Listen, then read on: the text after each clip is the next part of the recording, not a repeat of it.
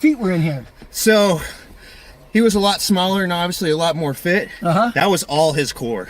He was holding both of us up out that window. Really? Yeah, but I had him trapped where he couldn't touch the floor, so we had to kind of scoot down together for the reset. I was confused why he just didn't go down, but you were kind of holding on to. Were you going for a rear naked, or what were you doing? Yeah, I was trying to get to a rear naked, but he turned and faced real good, so just had to transition, see what I could get. So now you went out the window. We weren't sure how that would work in this car, but you used it, and then he used it, and then he went out again. You did that whole thing. I can't wait to watch that on the replay. Yeah. But congratulations. How you feeling? Good. Ready for another match. Awesome. Awesome. You want to give a shout out to anybody? Yeah, shout out to my sponsor, Springfield Vapor. Appreciate everything you guys do for me. Huge shout out to my wife and kids. I love you and appreciate everything you do for me as well. All right. Congratulations. And, of course, shout out to the purple team and your winner, John Chambers.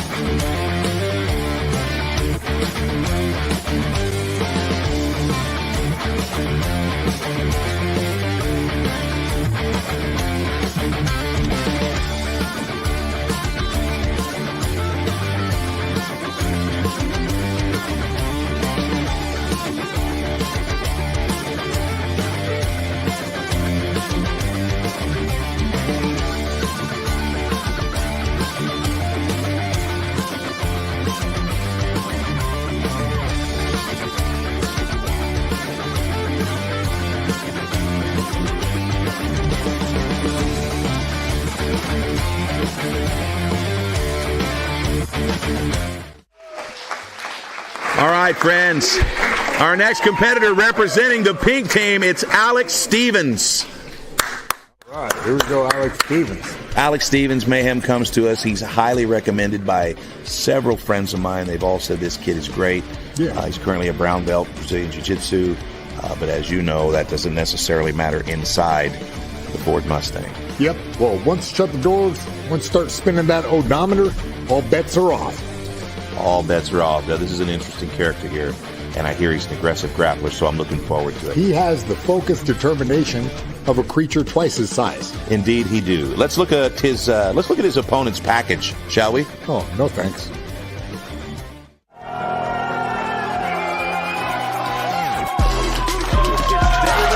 David Glassburner, and let me tell you, he is David Glassburner coming in tonight. Right now, Glassburner is pressing into him with his head. I love it. I love it. I'd love to see him just smash Mike all the way into some paste in the corner here. Let's see it. All right, so we got a little bit of hand fighting going on here, and Glassburner is a little bit more of a jiu-jitsu technician. So this is going to be a dog fight, and one of these guys eventually is going to wear down. But the thing that I take away from round one is how tough David Glassburner is actually. I've never been like Don't in the count out window Glassburner. Don't count him out. He is a tough guy. And he survived this big monkey man on top of him for 3 minutes. It looks like we may move into the second round.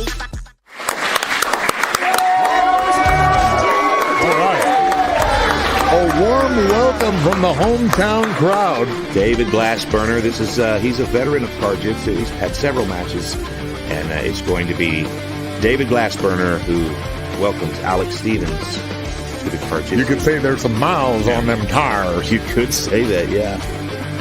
All right, our lead official, as always, Kyron Bowen. But first, let's go to the front of the car for the coin toss here. Our host, All right. Alan Gedling. So, Alex, I'm going to ask you to hold the mic. I'm going to have David call it in the air, okay? This is heads. This is Missouri. Alex Stevens from Pluto, the planet Pluto. It's heads. All right, so David, you have your choice. Where would you like to start? All right, David Glassburner is going to take the driver's seat first, which is a bold move. But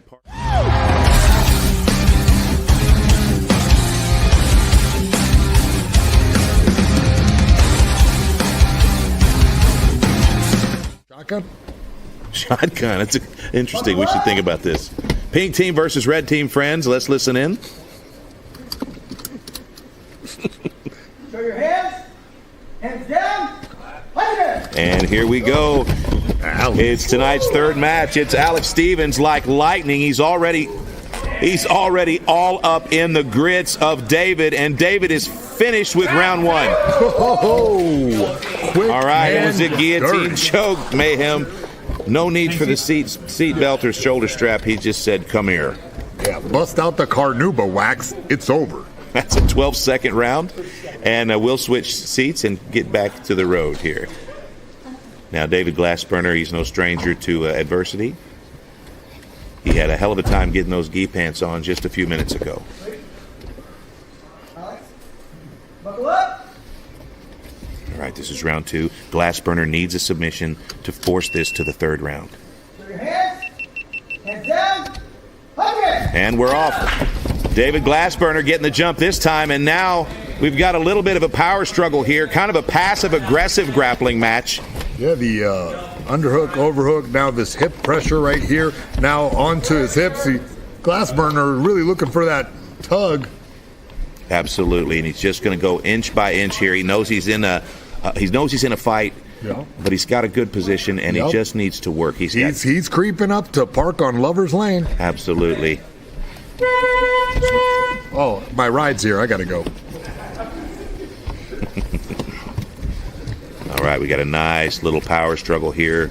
Yeah, they're locked up like bulls in china shops. Now you can see one of the things we've got going on with Alex here is he's protecting his back by pressing it to the top of the car. Yeah, it's a nice strategy. He's also protecting his butt crack by hanging it completely out of the battle dome. Yes. Alex is working on that guillotine, trying to redeem that head choke. But Glassburner's saying, do not redeem, do not redeem. That's right. It sounds just like it, man. That was great. Come on, let's go back here. All right. All right, I'm not sure what's happening here other than we're moving into the back seat of this thing. And let me tell you, the back seat of this thing is barely big enough for 3 people. Yeah, Alex jumped in that back seat faster than my ex-girlfriend. True. Man, they are really locked up here. Interesting underpants choice here for Glassburner to go with maroon, knowing that nothing that we would wear here would be maroon. Well, still, if I'm not mistaken, I believe that those are his lucky underwear. I see. Or there we can see the tiny feet of Stevens. Well, as a man who's not into that exactly, I can say they are pretty nice. All right, now locked up. Now, will T-Pain be mad if we break his window out? I think T-Pain has graduated from this Series 3 to a Series 5. So I think T-Pain kind of shamed us on the car. I think he's okay. Now, the last event we had with T-Pain at Coachella, the front windshield was broken out. It was actually ground shark. And they sent us a new front windshield immediately. So thanks to our sponsors at RTR. They're the best, and we love it, so thank you. In the back seat right now, we've got a lover's quarrel. Yeah, he's definitely stuck back there like he's going to Coachella. Now, these guys, these are the hairiest competitors tonight. These two guys both have the Ellen DeGeneres. Yeah, it's just like a ball of tough. Something my cat coughed up back there in the back seat. No, that's just Glassburner. That's David Glassburner. He looks like the dude from The Big Lebowski. 10 seconds in the back seat. Look at this. Look how pink Alex Stevens is taking a choking. Oh, yeah. He's near the end, and he makes it to the end of the round, and that's going to secure the victory for Alex Stevens and the pink team. He wins the first round. The second round has no finish, and so there you have it. Alex is going to make his way to the front seat, and our host will join him. So let's go down to this beautiful Mustang and the beautiful Alex Stevens. There you go. That was fun. Did you say that was fun? Yeah. Well, that's what we want to hear, brother. I brought him back there in the back. Yeah, I wanted to ask you about that strategy. There is no room back there. So why did you want to go back there? I don't know. I thought I was going to take his back, and I was like, oh, God, I was getting crushed. Yeah, well, I mean, you discovered probably you're a good jiu-jitsu player, but it's a different game in here, isn't it? Yeah. You don't have the same space. Yeah. When you're on bottom, there's not much you can do, is there? Yeah. The first part was a good game plan. Yeah. You jumped the gun on that quick. Yeah. Got him quick, got the first early submission, but then that last round, thought you'd have a little fun. Yeah, a little fun. Give it a little show, you know. Yeah, absolutely. Very entertaining to have you go back there. And he came following you after. Yeah. And you were on bottom, but still you withheld throughout the round and got the W. Yeah. And so you got the W for the pink team, right? Yes. Woohoo! All right, brother. Well, I know you probably want someone to shout out to, so go ahead and do that. I'd like to thank everyone of my team at Noreste. I'd like to thank Robert for coming down, my wife Data, and everyone I trained and cross-trained with in Ozark and Fayetteville, and my mom and dad and everybody. Right on. Was Robert your coach? Yes. I think I heard him talking to you. Did you hear him? He was giving you pointers. Did you hear him? Oh no. No, it's too. That was my first time doing this. Gotcha. Tunnel vision. Gotcha. Well, you did great, man. Can't wait to see you in again. Mm-hmm. And you are the winner for the pink team, Alex Stevens.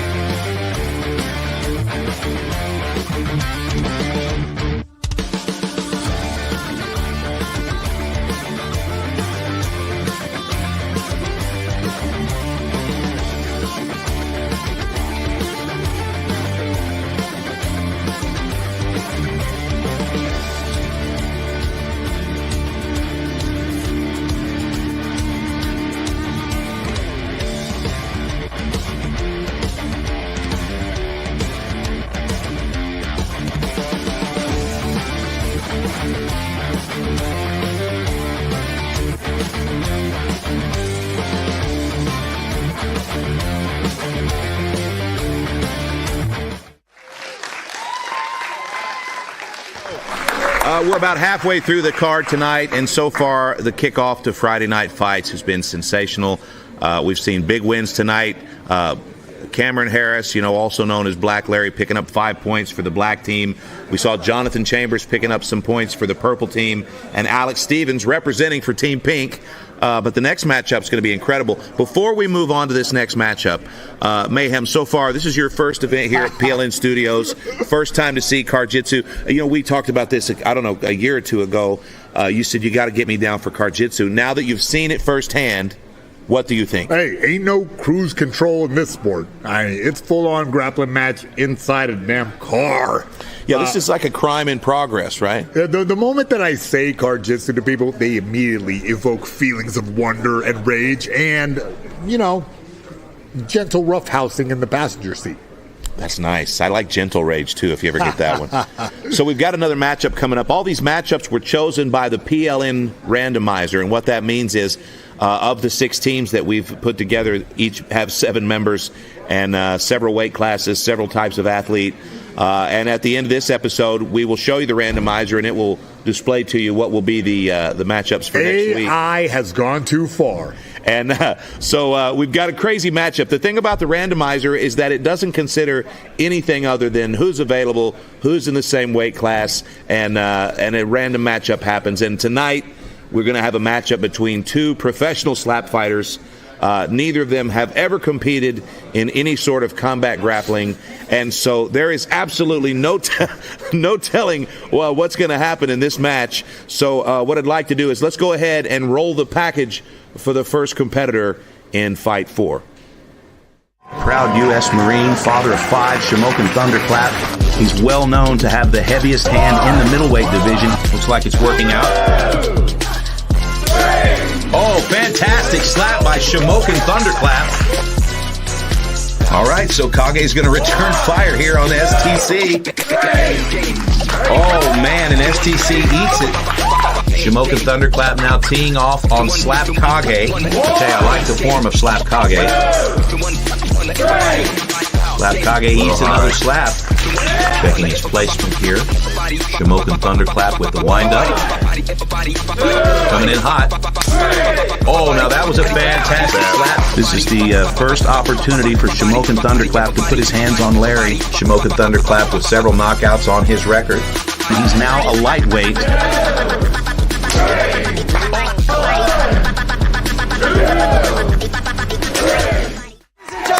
Representing the gold team, give it up for Shamokin Thunderclap!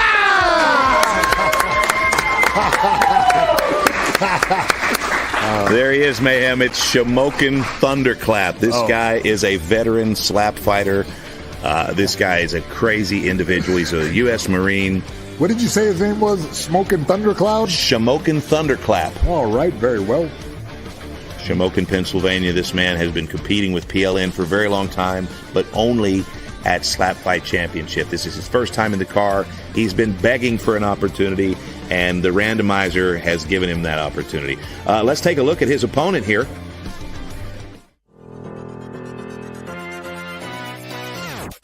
Going left hand. Let's see what he's made of. Okay, not bad. Wow. Okay, the cannon felt that. Getting comfortable with the left. Here we go, Mark. There you go, big slap.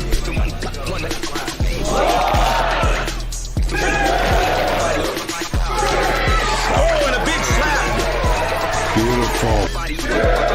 Here we go. Solid slap there. He ate it. Yeah, now that was a fantastic slap, and you can see it kind of rung his bell just for a moment there.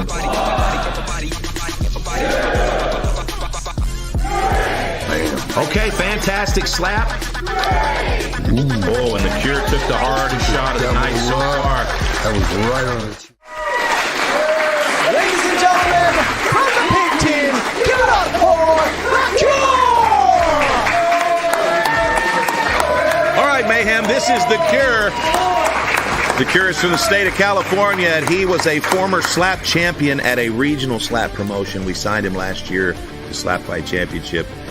He is now part of the PLN family. This is his first time to step outside of slapping. So I did hear a rumor that he was a retired mixed martial artist, but I don't know much about him other than that. So he's going to make his way to the front of this car, and we're going to have a coin toss to see which two of these lovely ladies, Mayhem, is going home with you tonight. Okay, so I'm going to have you hold the mic.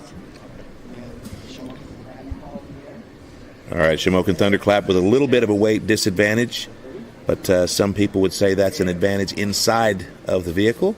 It is him. Give him the choice. All right, so Shamokin Thunderclap. Passenger He's side. going to take All right. the passenger Get in there. Good side luck to you first, both. my friend, and that means that he's looking to snipe and get that first point quickly. So we're going to take a look at the competitors here.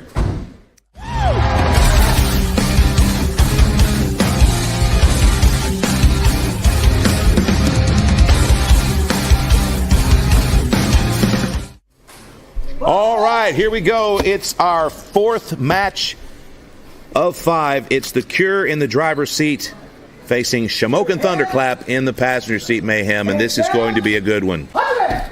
They're off. Seatbelts off. Oh, Shamokin already assassinating the Cure. Oh, he said, come here. Oh, look. And All now right. a triangle he's got working. But it looks like the Cure for boredom is trying to get past this triangle. Wow, it's really in there. I'm surprised that he could do that inside the passenger seat. Yeah, he doesn't have it quite locked up yet, but it's interesting to see him attempting. Yeah. Also, remember, either one of these guys could open the door at this point and restart the match. So completely inverted here and totally stuffed into the passenger seat. Okay, we got a nice little comical scramble, but in the scramble, he's out of there. Shamokin Thunderclap beamed in the head with the door on the way back. I had that happen with a swing set once. I thought you said some swingers. No, different I'll tell you what, I just remembered Smoking Thunderclouds was a guy I went to college with from Humboldt. All right, so we're going to reset here. You can see there on the left side of the forehead of Shamokin Thunderclap, that door came back and smacked him in the head, and that's a game you play with the doors at Karjitsu. So here we go. Shamokin got a little boo-boo. Oh, wow. Some road rash. And here we go. Shamokin quickly over into the driver's seat. He's going to go right into mount. Now this is the right approach, Jason. Oh, excuse me. Shamokin Thunderclap, a little bit of a fat butt. It's probably going to be okay. He's going to lay the seat down to avoid embarrassing himself with the horn. I think it works for him. All the way over into the back seat. My dad once did this to me in 1987.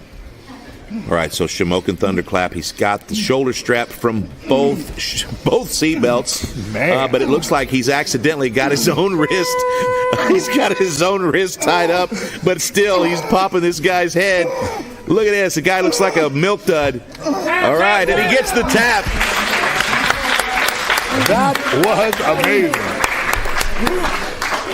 All right, so round one goes to Big Bill from PA, Shamokin Thunderclap. That was awesome. But at what cost? He now has grown a third eye in the middle of his head. Yeah. He's been macro dosing before this match. All right, again, at Karjitsu Championship, there is no break between rounds. Just enough time to switch seats and get back to the ripping and the tearing, Jason.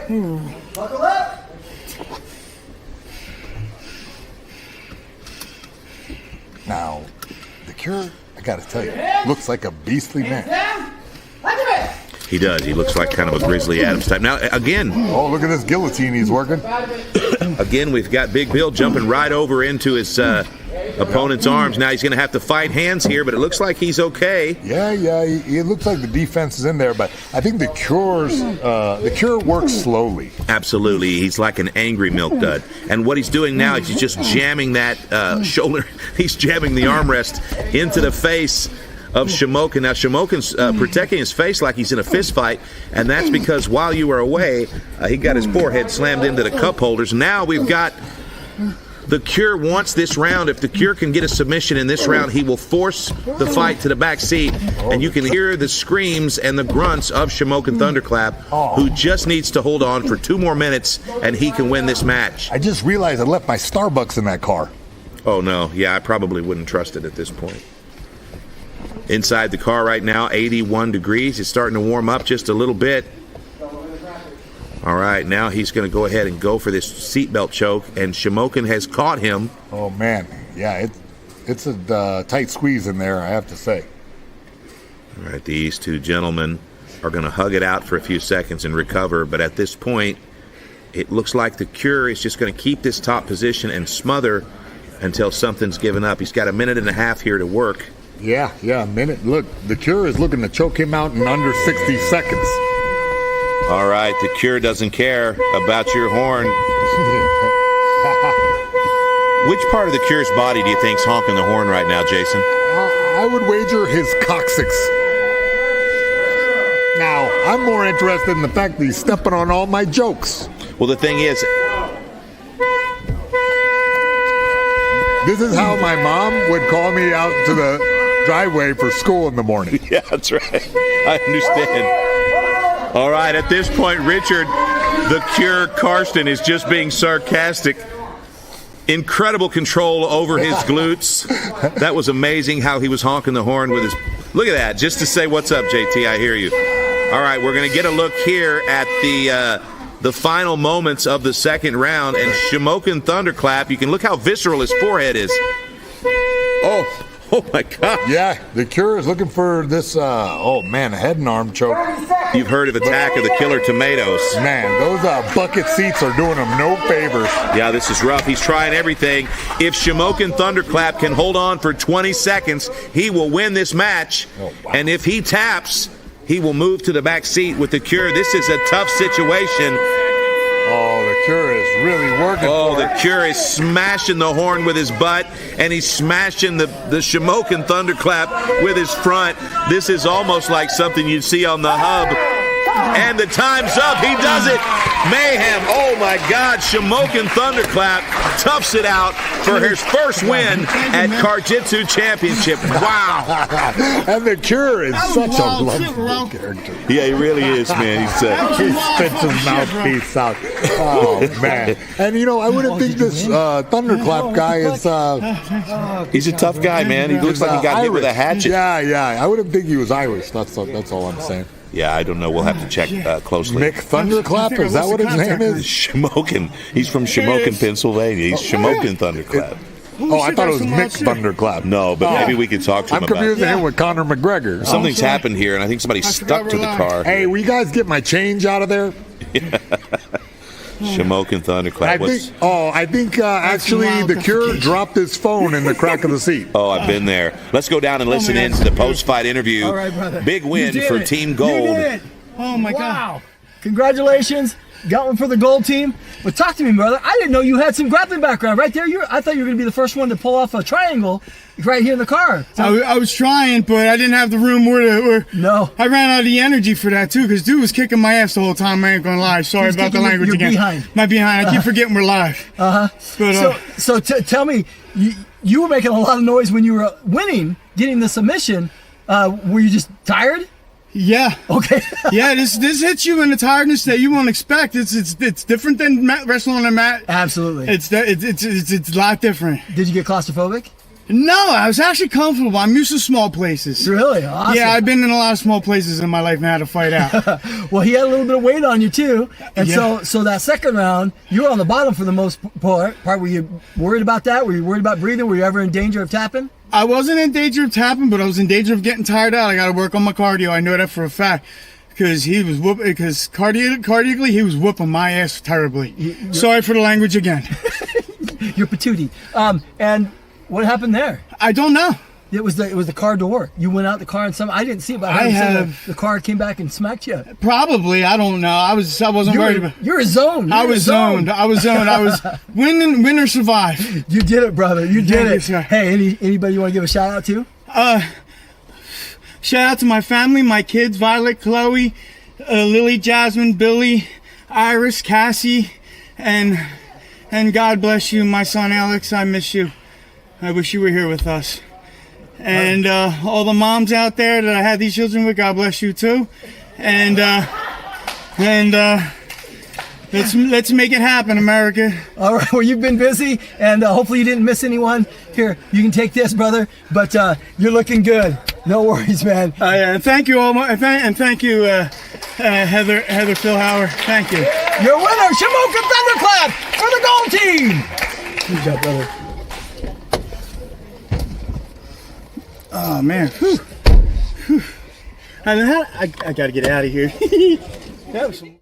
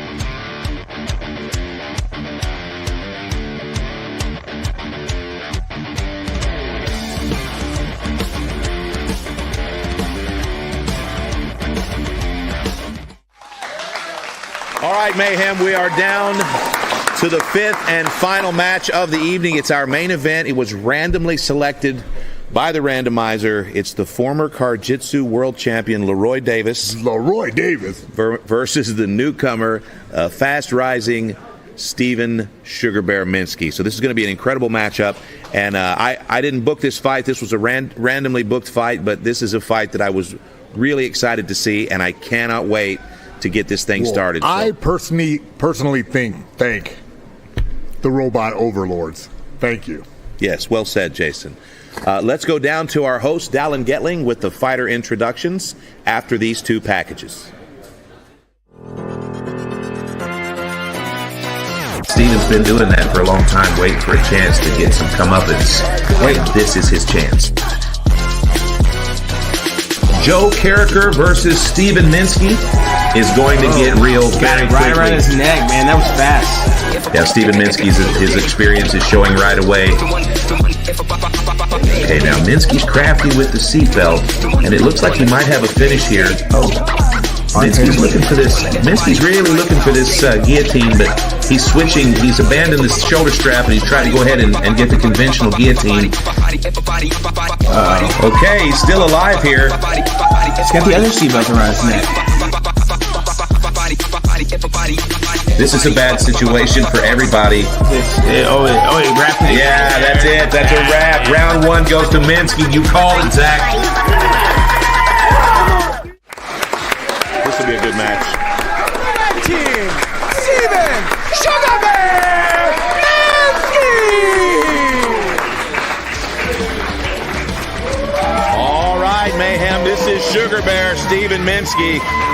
Steven Minsky's representing the red team. The red team has yet to have a victory tonight, so Steven wants to put his team on the board. So far, gold, purple, green, and pink have scored points, and blue and red are no longer in play unless they can pick up a match here. So Steven Minsky looks great, head, shoulders, knees, and toes. Absolutely. Steve Minsky loves the cameras. He loves to compete. But let's take a look at the big sandwich he'll swallow tonight. And this main event is underway, Mark, and immediately the seatbelt assassin grabs the seatbelt and goes for the choke. Leroy Davis, very intense individual, mixed martial artist, power lifter, jiu-jitsu practitioner, and Karjitsu champion. Leroy Davis, very, very difficult to compete against because of his unorthodox approach and his extreme athleticism. Leroy, and we're off. Whoa, and Leroy Davis with a front handspring. Oh, a nice attempt here by Leroy. Hugh Davidson is almost halfway in the tire. That's one arm. If he could just fold that one arm into the tire. That was so close. Okay, so Leroy's our first competitor. The name of the game, guys, you got to escape from the coffin. The guy on bottom has to escape. He's got 3 minutes. Go. Let's go, boys. Let's go. Come on. Looking good, boys.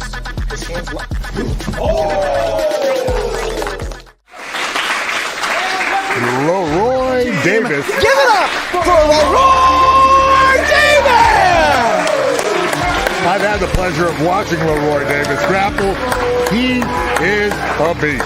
Yeah, he absolutely is a beast. A great showman, too, and a great guy.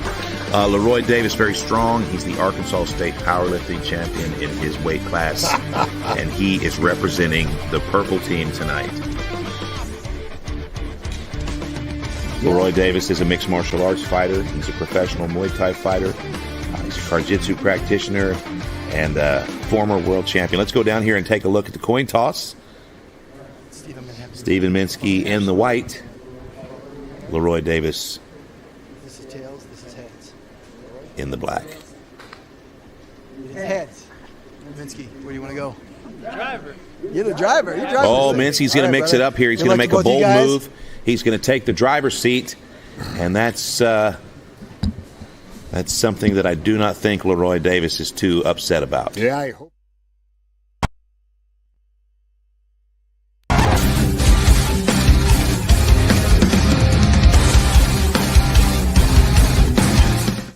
All right, ladies and gentlemen, it's our main event. Leroy Davis on the left. Steven Minsky on the right. Let's get it on. Buckle up and push to start. Your hands down. And here we go. Immediately, Steven Minsky tries to block the escape. Oh, Minsky is on top now. And Minsky's very aggressive, but Leroy Davis is one of the most athletic competitors in the league. Yeah. And he is no stranger to this position. But Steven Minsky, very, very aggressive, Mayhem. Yeah, he's using the ceiling to sort of keep himself in position. Pretty high-level Carjitsu. Now he's into a rear naked position. He really didn't give Leroy a chance to make a move. You know, he immediately smashed him down, and his athleticism is all for naught. Leroy Davis getting smashed, kind of more of a neck crank. It looked like he was going to take the back, but Leroy's working his way. Look here, it looks like a baby deer birth. Oh, yeah. All right, now he's going to move back to mount. He didn't have any success at the back, but now it looks like Leroy's giving the back. Yeah. And Leroy's, we've got a nice little choke working, Mayhem. Yeah. But Leroy is kind of trying to settle down on the gear shift, like a woman I once saw in Hawaii do. Oh, look at this here. Leroy's just getting suffocated by the shoulder strap. Yeah. He's really hemmed up in there. He's tighter than the airbags. Steven Sugar Bear Minsky all over the former champion. And somehow Leroy is completely intertwined in both shoulder straps and still surviving. He peels off the shoulder strap, and he has escaped. But now Minsky has his back with 1:40 left, and he's going to go ahead and peel here. Yeah. Minsky's got that ratchet, and he's got a pretty decent... He's got this Dagestani handcuff there. He sure does, but he's got one leg in the back seat, which is giving him some good leverage. The other one's jacked up on the passenger side window ledge. Excuse me. And now he's just looking for anything sloppy that he can just throw in here while he's getting pressured by the left shoulder of the former champ. Yeah, this overhook is working for him. He's got this back position settled in, and now during a lull in the action here, he looks to find the seatbelt. Now, back to the passenger side, he's looking to get that shoulder strap again, I would imagine. But this position is doing nothing for anybody, so he releases himself and splashes out onto the road like I did one time with my ex-girlfriend. One time only, I'm sure. Steven Minsky opens up the door, touches the mat below, and now he'll have a restart here. Leroy Davis making an interesting fashion choice here with the side ponytail. Yep. A little bit of a Chinese fire drill here. He locked himself out of the car. Done that before with my wiener dog. There was a lot in that last sentence to unpack. Yeah, the wiener dog locked me out of the car. It was like a whole bummer of a snowboard trip where I had to get AAA involved. Those wiener dogs. Here we go.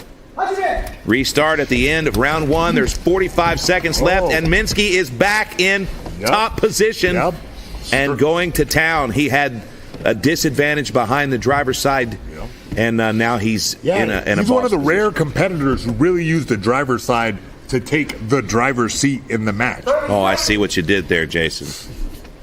All right, Leroy Davis being clever here, all the way out the window. Let's see.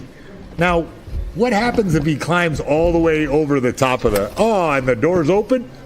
Let's see. Is it out? And it's reset. He falls off to the exit freeway ramp. To answer your question, Mayhem, what happens if they get up on the roof is anything can happen.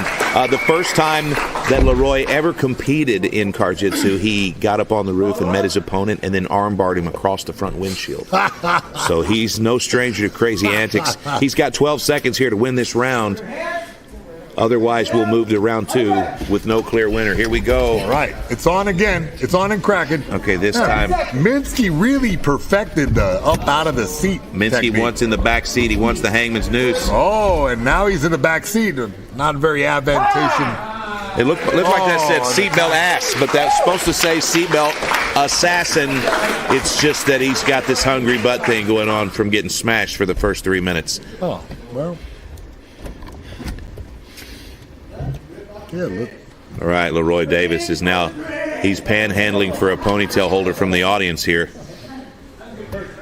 Well, that was a great first round. I mean, that was a full lap around the track. Now you can see by the way these guys are milking it that they are exhausted, but there is no break, so we will start immediately. Now, always use automotive safety, folks. Buckle up before you drive. Or grapple. All right, round 2, no winner yet. It looks like Minsky using that passenger side to springboard off, and now it's Neon Belly looking for mount. He's quick up out of the seat, I gotta tell you. He is. It really helps the game if you're out of the seat first. All right, Leroy Davis is in an adverse position. He's honking the horn for help, but there's no one coming. Yeah, this, all right, a little bit of work by Minsky here. It's nice to see. Minsky with that Kimura, another clever move there. You know, he's really like taking away Leroy's entire game by keeping the top position and putting different holds so that Leroy can't get out of this position. All right, Leroy's looking to explode here. He's a very explosive athlete, but I got to tell you, Mayhem, these seats are different than other cars he may have competed in. This is a sports car. This is a fine piece of equipment with some incredible seats. Oh, yeah, these buckets are doing nobody a service. He's trapped in there, man. His butt's just in these Recaro seats, man. He's not really able to shrimp. He's not able to move. Man. And he's being smashed into the patent leather. Yeah, really a tough situation for him to be in. However, he's lived through worse. It's just that he's now in an attempted murder situation here. I believe we're all accomplices to this. Yes, I think if this goes badly, everyone in the room, I'll need your name. There will be a 2020 on this. I'll roll on all of them. All right, Steven Minsky just very slowly and methodically cross-stitching this man into the passenger seat. Yeah, I was going to say he's weaving him tighter than one of his dreadlocks. Okay, so the last match I saw Leroy compete in, his opponent had him on his back with the seatbelt across his carotid and was just pressing a good 2 minutes, and there was no tap. So you're going to have to find an actual submission here to finish this kid. Oh, he's doing a smother here with his hands, too. Little dirty trick in the passenger seat. This main event is delivering. We have no clear winner. Steven Minsky has 1 minute to finish this match with a submission, and he will be the winner. However, if there is no winner, we will go to the third round in the back seat. And let me tell you right now, it's 87 degrees inside this Mustang, and that is not a friendly temperature for 450 pounds of man meat. Oh, yeah, there's no rest area in car jitsu. 30 seconds. 30 seconds left. All right, the red team needs a win. The purple team would like to pad their lead. Oh. And it looks to me like we're going to see this happen in the back seat, Jason. Yeah, I believe so. You know, Leroy just never got off the starting line, and right here is a little bit too little, too late. If he could get a red turtle shell. 10 seconds. Yeah, if he had a red turtle shell, that would almost secure the victory. But blue is what he needs. Yeah. All right, that backside, far side wrist control does nothing. And friends, let me tell you, that's 6 minutes of frustrating grappling for both guys, back and forth. It was a great 2 rounds, but now these gentlemen are going to have to make their way to the tiny back seat of this Mustang, and there will be no seat belts in play at the beginning. They can just have free reign, and it's going to be a war. At the end of this 3 minutes, if there's still no submission, we'll go into sudden death, Jason, and the first person to score a point will be the winner. So you can look at the face of Steven Minsky, and you can see the absolute exhaustion here. And this is going to be a real test here. Now, we've seen both of these gentlemen in an exhausting situation before, but what we haven't seen is them in this particular car with no room whatsoever to work. Yeah, the longest road trip I've ever been on. For sure. And this is the longest match of the night, and I hate to speak too soon, but somehow the front of this beautiful car has survived 5 matches. Here we go, the final round of the night. It's Friday Night Fights by PLN. Week 1 is Car Jitsu. Your main event is in the 3rd round. The Seatbelt Assassin versus Sugar Bear, and Sugar Bear is retreating out the window because it's hot in that sucker. Well, let's see what he does with this position. He just offered a fist bump to the camera. That reminds me, this could be another Hello Japan moment. Yeah, Leroy is in on a strange single leg out the window. I once saw this at a 4th of July parade. I like how you say window. That's a North Carolina thing, isn't it? Ah, yeah. Bless your heart. All right, here we go. We can see the cavernous butt crack of Steven Minsky. It's inappropriate. You probably should tuck that thing in when you're competing. Well, you know, it's the little things, though. All right, so at this at this point in the match. It looks to me that Leroy Davis is trying to pull Minsky back into the car. He puts on his belt for safety. Steps on out. A little bit of a pratfall there. We're going to have a restart as Steven Minsky fixes his pants, fixes that crack, and puts it back. So look how small that back seat is. This is a rough game. Yeah. Leroy Davis in the zone. Leroy Davis kind of looking like the girl from The Ring. Here we go. Leroy goes to the back. Steven looks for that far side wrist. And now Leroy's going to shove that in between his legs and work inch to inch until he can take top position. Like my ex-girlfriend. Absolutely the same. So, yeah, they're locked up here in the back seat. You know, I don't know if we turned the seat warmers off, but it looks awfully hot in there. Oh, wow. It says here 89 degrees inside the car. Very, very hot. All right. These guys are locked up real tight. Kind of upside down situation. Yeah, hanging over into the front. Yeah, hanging onto the dashboard. You know, there's a lot of room to work in the back. Unfortunately, there's so much pressure from Leroy to get Steven back to the front. Now, if Minsky opens the glove box, does he get a bonus? He could potentially. There may be a prize inside. All right. Actually, I already looked in there. Nothing but old Thompson's guide. Would you believe that? I couldn't believe it unless you showed me. It's an awful wild tale. Oh, now Minsky's in the front seat, and I believe the GPS is recalculating. He's buffering. All right, we've got 35 seconds left in this final round, and then we go to sudden death. We won't restart. We'll just continue, and whoever pulls mount takes the back. Any point scored will win the match. Look at this. We're going to go ahead and restart. Minsky's jumping out like it's spring break. What a match. Leroy Davis. Second. Yeah, that's great. Oh, is that right? So we finished the match now inside the back seat. Okay, so Steven Minsky has just had a stern warning from the official. He said he's already used one of his door openings and restarts. So one more, and he's going to be disqualified. So that's going to be frustrating for Minsky, who's 17 seconds from the end of the match and sucking hind tit. Is that a German phrase? No, that's my parents. That was their song. 20 seconds left. All right, Steven Minsky, very, very tired. And here we go. Both guys explosive. A little bit of a headbutt. Head clash there. I'm a little worried about the competitors at this point. But, you know, when I noticed that nobody knocked off the rear view mirror. Yeah, for some reason, this car has made it through the night. I'll tell you what, it is a testament to the American-made Ford cars. Absolutely. All right, we're in sudden death mayhem. The first match tonight to go the difference, and it's our main event, the former champ versus the up-and-comer. All right, it looks like Minsky's in a tough spot. All we need to pass these legs, get to mount, and that's going to be the point that Leroy Davis needs to win tonight's main event. Inch by inch. He's going to have to slide in here now.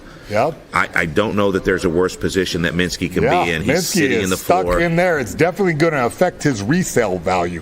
Absolutely, but probably he had done damage to that in years past. Mm-hmm. Look how pink he is. He looks like Burl Ives in that Christmas movie. I don't think I've seen that one. Oh, he's going to have to defend that right leg of Leroy Davis. And he taps him out! And Leroy Davis! Wow! Is the car jitsu champion.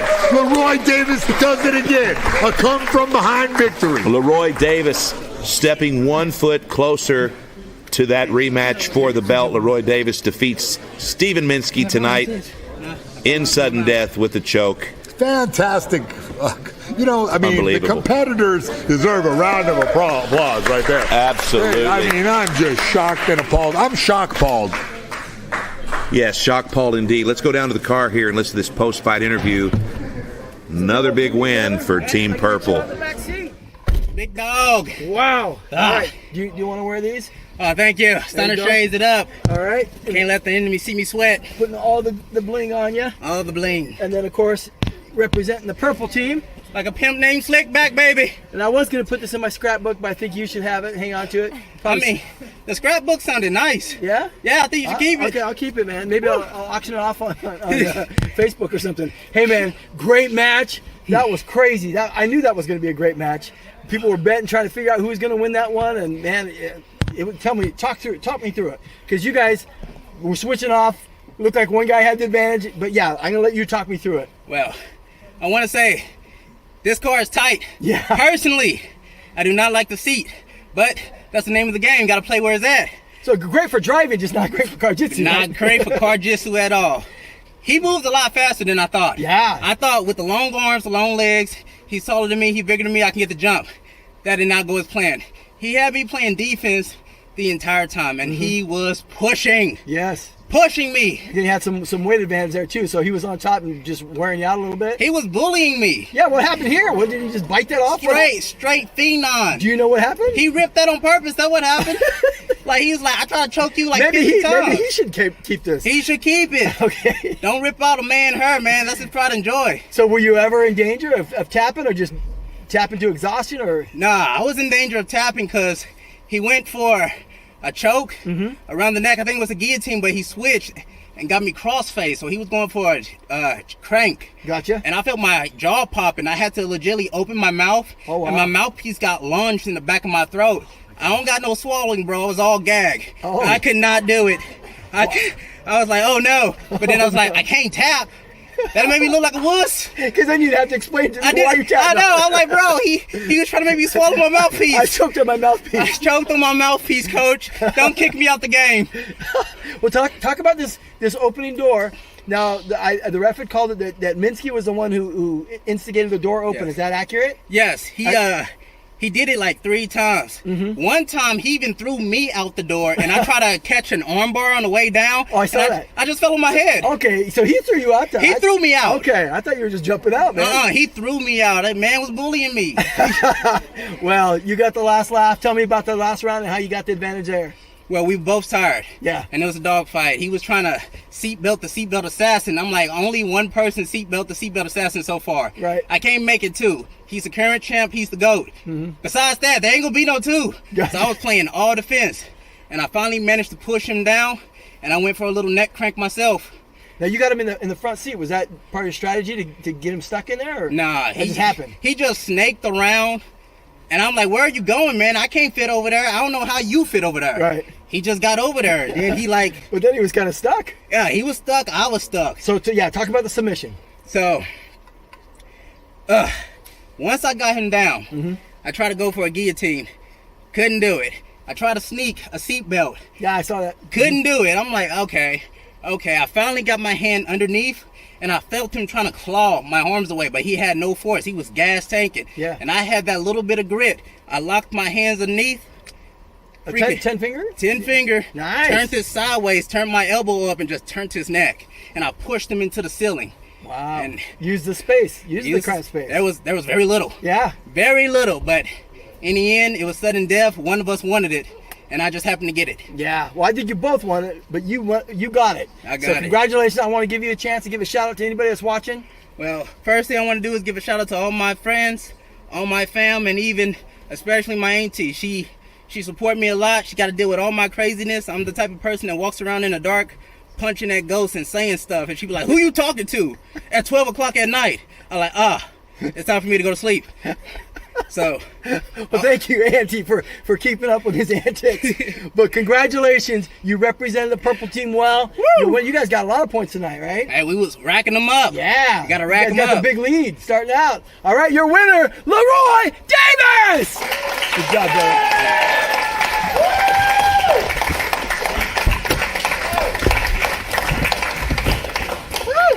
I can't even get out, man. Need some help?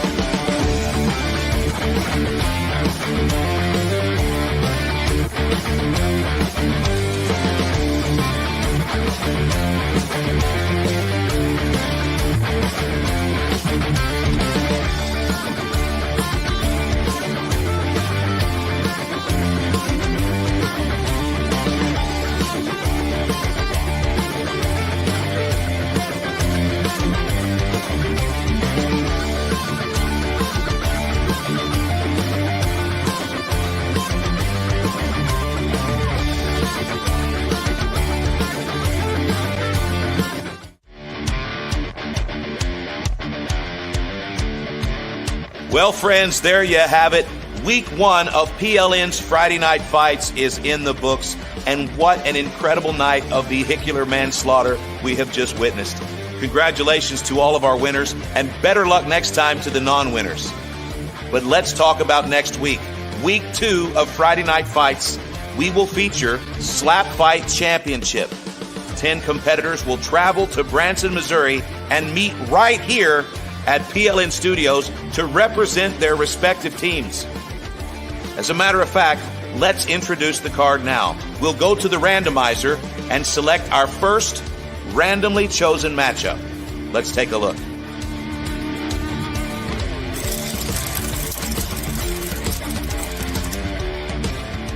Wow, the randomizer has selected Rocky Moore, the veteran slap fighter, versus Fafo, the chest chop slap fight newcomer.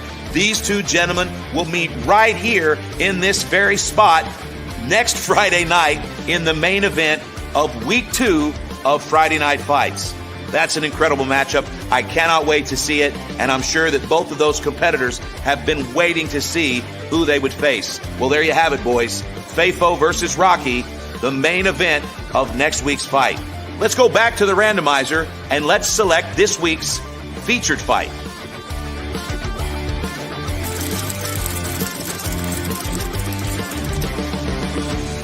Okay, so we've got the professional arm wrestler from the state of Oklahoma, the Okie Savage. He's a slap fighter, and he will face Blake Howard. Now, Blake Howard is a transplant from another slap league. This will be his first time at the barrel, but these two big boys will slug it out Friday night right here in this very spot at PLN Studios in the featured fight of Friday Night Fights. 3 more fights to go. Let's go back to the randomizer and see who'll be showing up on the undercard.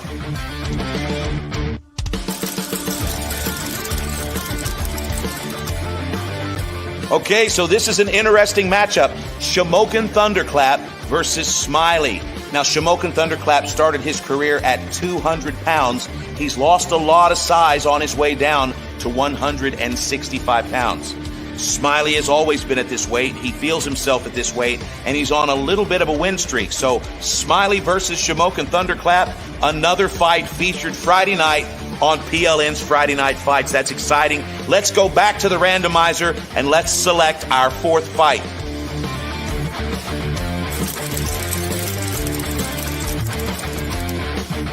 The Cure will face the Carpenter. The Carpenter is a newcomer to PLN. He's got the largest hands in the league. He's got bigger hands than our super heavyweight slap fight champion, Tim Sylvia, and the Carpenter only weighs 165 pounds. This is a big, big guy with a lot of talent, and he's going to be facing the Cure. The Cure is a former champion from a regional slap league that signed with PLN just last season, and he will face the Carpenter right here during Friday Night Fights, and they will both represent their respective teams. Very exciting. That's going to be a fun matchup. Let's go back to the randomizer and take a look at the final matchup.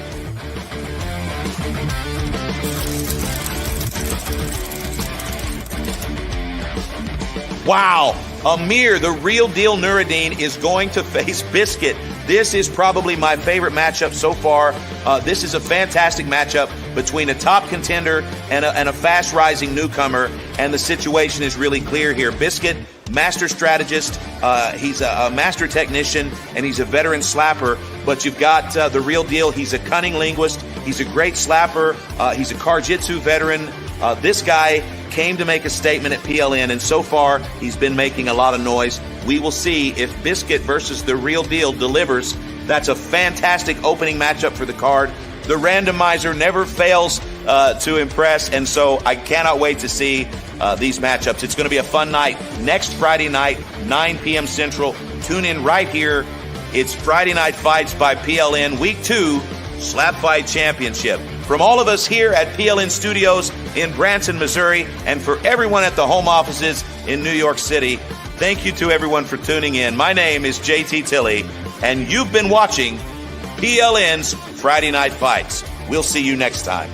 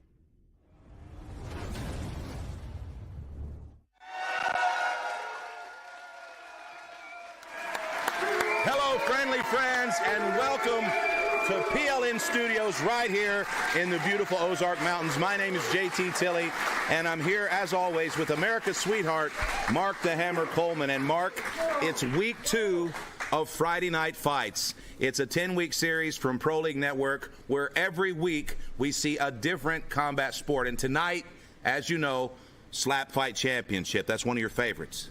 Yeah, JT, once again, you put this card together. Last-minute changes. I think the card got better with you. Congratulations. Great job always. Thanks, Mark. I appreciate it. But the respect goes to the PLN randomizer. With the PLN randomizer, what we've been able to do is we've taken all 140 Pro League Network athletes, and we've chosen 42 of them at random and then selected them and put them into 6 individual teams. We've got the red team, green team, pink, blue, gold, and of course the green team, Dallin's favorite. Yes. So basically what we're going to do is we're going to have these teams wage war over the course of the next 10 weeks. Each team will send a representative or 2 from their team right here to the Thunderdome of Pain that is PLN Studios. And tonight we're going to find out just who will be enduring that pain at the barrel for Slap Fight Championship 45. And we're going to go down now to our host and our master of ceremonies and our lead official and our secondary official, all-around good guy, Dallin Getling.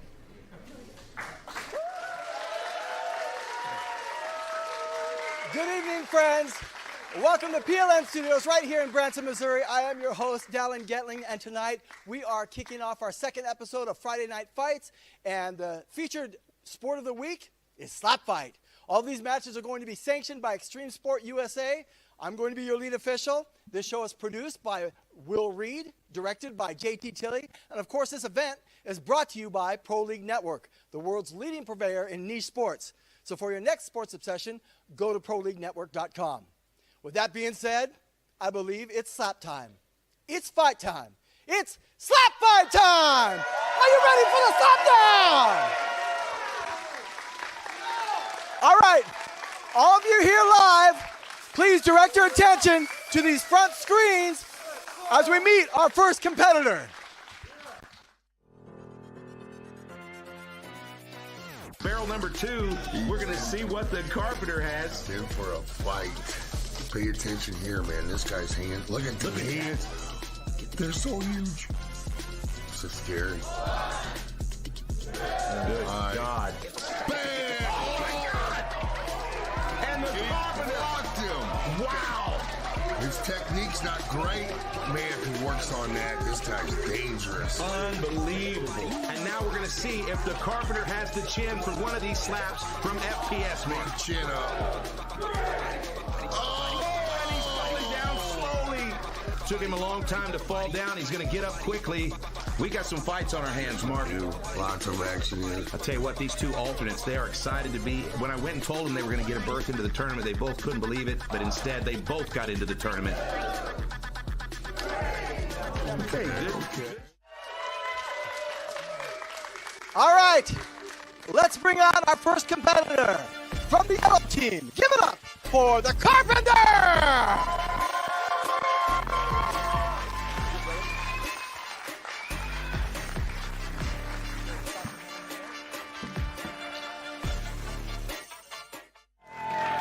And there he is, Black Larry. He's a superstar on the rise. People absolutely love this kid. Very intense, Black Larry. Loves to compete. Round 1. Oh! Okay, this is fun. It looks like Larry's out quickly. Black Larry, very quick on top. Let's see what he can do here. He's going to lock up that arm. It's now 1-1. 30 seconds remaining in round 1. Nice point scored by Cameron Harris with the arm drag. Wow! A fantastic shot from Black Larry, and Firecracker goes down hard. Well, I've worked with Black Larry a couple times, so I will go with him. Young and explosive. He's got him in the air. Oh, he's got him up. Almost got a dunk early on. One of the most popular new slappers of recent years. Fantastic athlete. Oh, and he drops Shamokin Thunderclap. Oh, and he drops Hunter. Wow, Cameron Harris absolutely dominating. And introducing his next competitor, from the green team, Black Larry!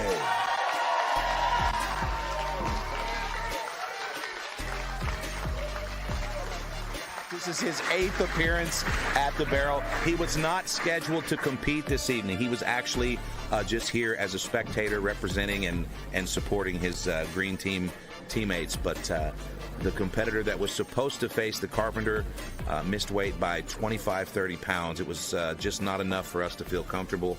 And so we called the little red phone that rings at Black Larry's house, and he's going to step up again on short notice for about the 5th time.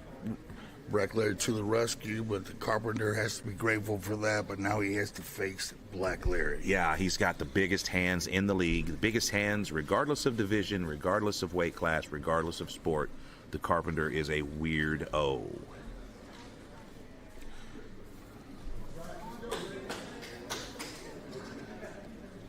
He's feeling it. The Carpenter's feeling it. Very anxious. Yeah, a little anxious here. Look at the intensity on the Carpenter's face here. He's got a crazy little stance, but sometimes these work. Looks pretty solid to me. Black Larry with the cool headband tonight. Ooh. Look at that. 2, 3. Oh my God! No! The Look. Carpenter goes down like a sack of potatoes. He almost bounces off the mat. That does not look good. He's okay. He didn't make contact with the concrete, but boy, his corner man sure had to hustle there. That was one of the bounciest knockouts we've seen, but it looks like the Carpenter's okay. Our EMT is keeping him from standing up now. He's not all the way there. They're going to rule this a knockout most definitely, and Black Larry is going to come out of the back room, pick up a big win, and run back. But right now it's all about the Carpenter, making sure the Carpenter's okay. And as you can see there, he's just realizing, oh, shit, I got knocked out. That was a tough one for him. He just got a bad draw here. Black Larry's probably going to give this guy a big hug and a safety meeting. Black Larry, just a monster, turning into a man right in front of everybody's eyes. All right, I can see the medic and the Carpenter are having a quick Trying to conversation. figure out where's that. I've been here before. Now he's wondering, why are all these people in my living room?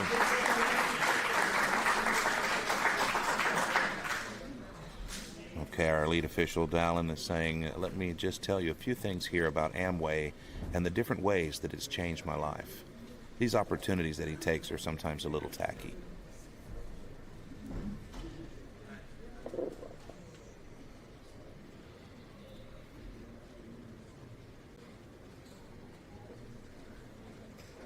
All right, it looks like they're going to make their way to the back and check this guy out, make sure he's okay. And while that's happening, let's listen in here to the declaration of the winner from our host and lead official, Dallin Getling. Ladies and gentlemen, we have your winner due to a devastating knockout. Your winner from the green team, Black Larry! Wait, no. You thought I was tapping you because you're done. Yep. No, sir, brother. I want to talk to you a little bit. I know you have mixed feelings because you got the W. It was a devastating knockout, but it was a devastating knockout, and that's one of your brothers, right? Your fellow competitors. How you feeling? I'm feeling good. I've worked hard. I hate knocking people out like that, but I got to do what I got to do. But he's a beast. Yeah. So now you're going to go out there and make sure he's okay, and yes, sir. and probably celebrate a little bit with your team a little bit later. Let's go green team. Yeah, absolutely. You were in some big points tonight, brother. Catching up to that pink team. But I'll give you a chance to give a shout out to anybody you want. BFC Extreme and my family. Thank you to anybody that supports me. Y'all keep me going. And thank you to PLN. All right, brother. Well, you are fun to watch. Can't wait to see you again. Great job. Way to represent the green team. Your winner, Black Larry.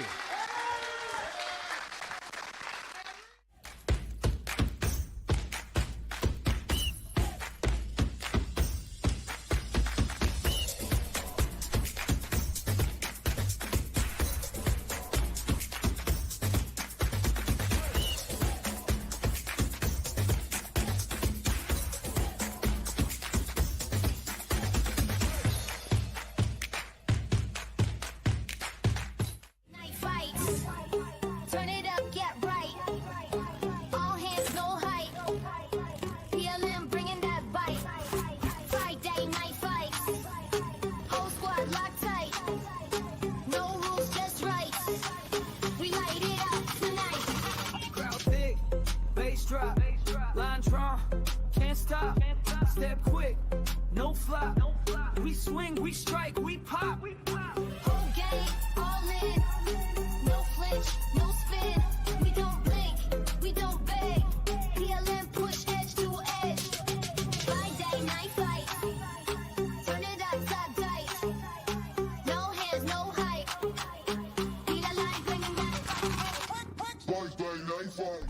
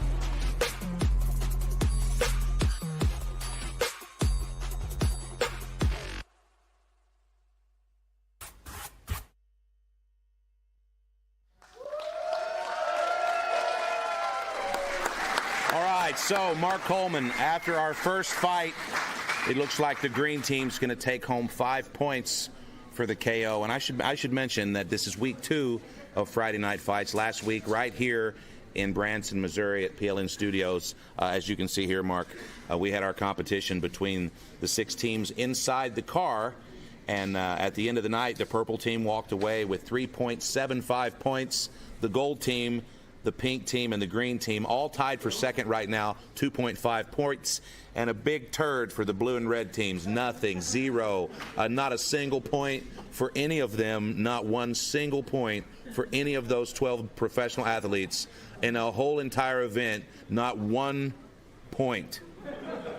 Mark?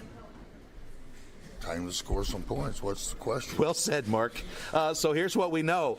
We know that at the end of the night, there will be actually 2 green team competitors. That means they will amass their points, and then their points will be divided by 2 and added to the leaderboard. What that means is at this point in the Friday Night Fight team competition, the green team has just pulled ahead of the purple team. Blue and red team, no points. Let's go to Dallin. All right, ladies and gentlemen, we are ready to bring out our next opponent. We'll go ahead and watch his introduction package.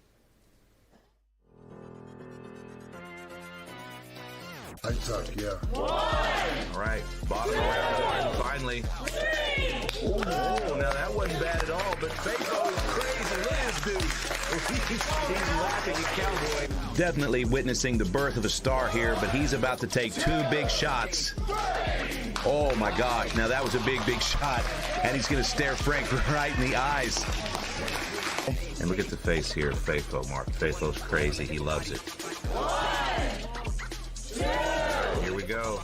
3. Whoa! Oh my God! Faco turned out the lights for just a second there. Neither of these guys have any fear, Mark. Both of these guys looking for the big win tonight, and here we go. Round 1. 1, 2.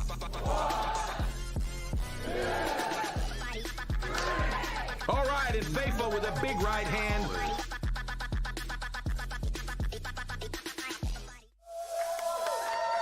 And introducing from the purple team, Faco!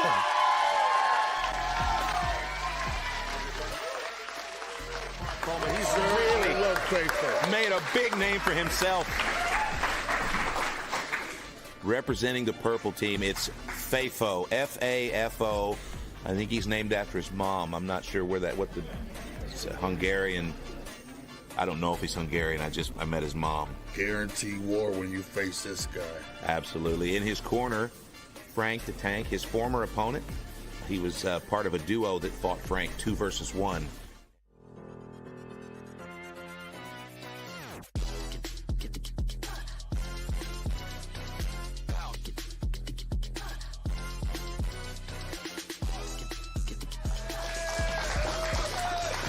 I'm excited about Rocky because he's been training hard.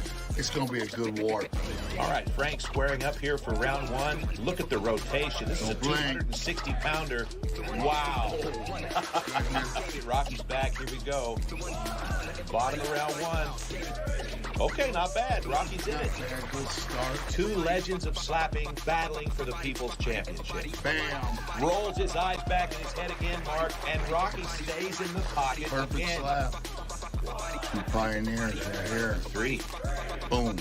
He's throwing clean slaps again, and that's what matters. Cracks him. Oh my goodness, these are tough shots. Most men would go down to one. And introducing his opponent from the pink team, Rocky Ironheart Moore!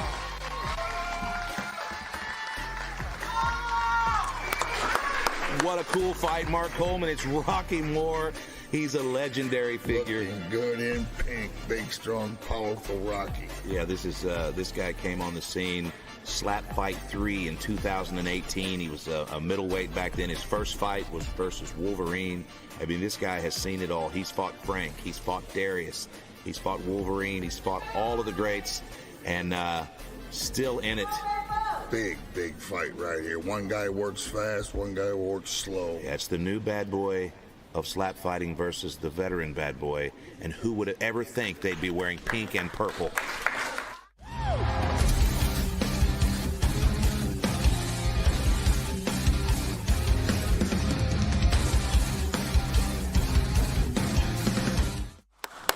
Go. All right, here we go, Mark Coleman. Let's go. It's round one, and Rocky Moore has earned the first slap. Big boys right here. Look at this. Rocky looking intense. 1, 2, 3. Oh, that was a little bit ugly. I'm not so sure there wasn't a little bit of a flinch there. And I don't know if they're going to call it or if he's just getting a daddy talk, like a warning. Yeah, if you do that would have been a again. horrible start because it puts you on the edge. So it's good he just got a daddy talk. Those kind of ended up with kind of a crappy fight. Start. That slap was really unproductive. So shame on you, Fafo. Let's do better next time. Good stance from Rocky here. He's been here many times. He's got some new shoes that have the heel blacked out on them. I like them. To hide his stepping. That big wallop on the forehead of Fafo. No. Oh my God! Yeah. Wow! Oh no, he's doing that. First barrel whacker. This man, he hates the barrel. He hates it. All right, the first thing we point out here is right above the left eye of Fafo is a big old huge welt from that crazy first slap. 1, 2, 3.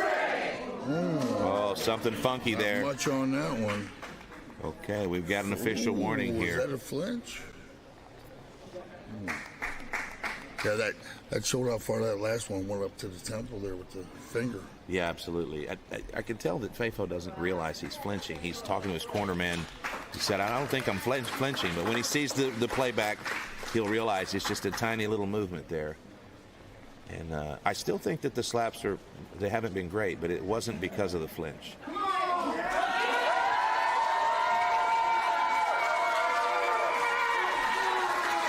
That's kind of a weird moment. Here we go. Is it the slap from the right or the punch from the left? 1, 2, 3. Whoa! Rocky eats a big one. Put a little extra zip on it, like at third. Wow. Swing. He sure did. Rocky Moore eats a fat one. I love it. He's staying right there. And he walks away. We'll see how long he takes. Man. Rocky Moore eats a fat one in his pink shirt. He's back already. He's recovered. One thing about Rocky that you can count on is that he's going to take every second of every break. He likes to slow play the show. He always likes to let the swelling in his mouth get to the point where it's unbearable. But Rocky Moore still in it early in the fight. And so far, just the tiny welt above the eyeball of Fafo. He would have been a good wrestler getting them 5-second extra time. Yeah, he would have been, yeah. I mean, the slaps. There's a piece of hair in the tongue. Ice on the mat. Oh, he's Okay, I'm not sure what's happening here, man. Rocky just seems to be... It's like 3 wasted. It seems like it's all arm and shoulder. Yeah, his first 2 swings look okay, but then he swings it. Well, I hope he pulls that together. That's not the way he slaps typically. A little off. Of course, he's also a slow burn. Look how intense he is. He's talking some crap. Maybe it's the shirt, pink. Tough guys wear pink, man. Not if they don't know it. All right, here we go.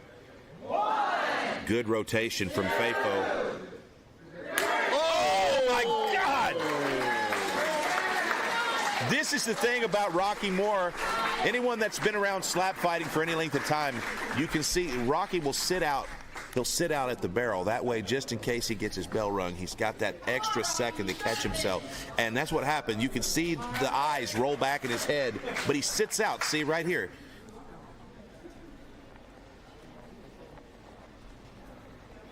See, I think he was trying not to milk that one, but he just couldn't help it. Here we go. He moved a little closer. Okay, slapped him right in that welt. Nose, the eye. Came up short again, though. Yeah, he slapped him up high there. Oh, now we got Fafo doing some super fast eye blinking here. Oh, he got the warning. Oh, that was good. That was a club. Oh, that was also a good sell by Fafo, man. Yeah, he got the warning here. Doing that chest chop, getting better. These guys are taking a look at the replay here. Oh, and Fafo says, "Come here." And then again, Rocky smashed the barrel. Why are you so mad at the barrel, bro? Come on, Fafo. 1, 2, 3. Oh! Mark! Fafo is slapping the absolute shit out of Rocky, and Rocky just is eating it. Come on.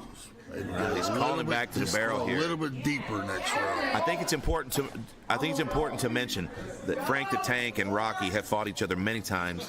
Frank's in the corner of Fafo telling him to disrupt the pace. Don't let Rocky stall. 2, 3. It's another softie. Yeah, you and I can both see what's happening here. Rocky, for some reason, is just throwing arm swings, arm and shoulder, no legs, no torso. Is he injured? No, he's actually as healthy as he's ever been, man. I just think that right now he sometimes has a tendency to play to the crowd a little more, and in a little later rounds he comes alive. But Fafo's going to get in his head here.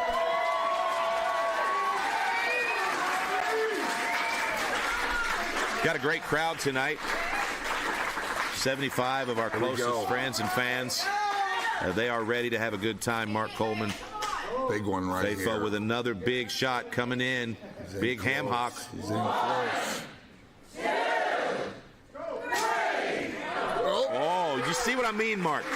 He rolls his eyes back just for a second, and because he's got himself based out like that, he just has that extra little second. Rocky Moore, a veteran of 86 rounds of slap fighting. 86 rounds, Mark.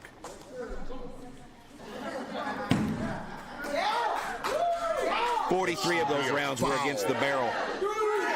Oh, that was so shitty. What's going on here? I don't understand why these slaps are so bad tonight. And look.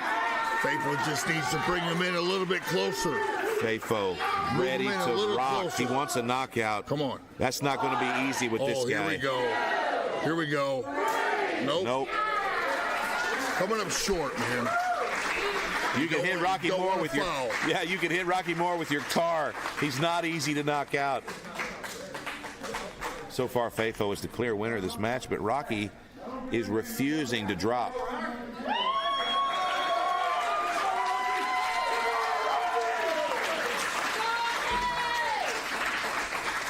Rocky gonna need something big here. This Have is a an chance. intense moment. Rocky Moore with a big shot here. Okay, a little bit better. Not bad. Also not good. Good little roll there with the chin. Right back at it. Here we go. Faithful coming back in quick. A little bit closer.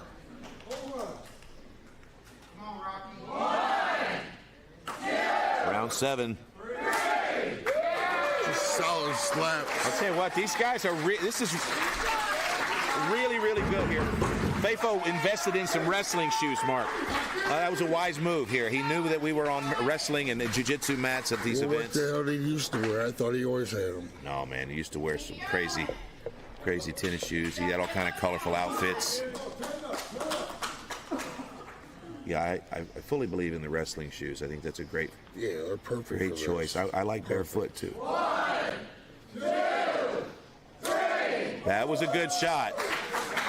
Believe you me, Fafo he's a showman. Oh, he's crip walking in a purple shirt. I would not go barefoot, JT. I definitely would go barefoot, especially against you, Mark. Hell, I might even just not use my hands. They'd be able to take care of you quicker at the hospital. Oh, Mark, you'd be in so much trouble. And then I'd go to prison for elderly abuse. Round 8. Oh, man. Knocked a booger out, Mark. Did you see that? Wow. One lucky fan.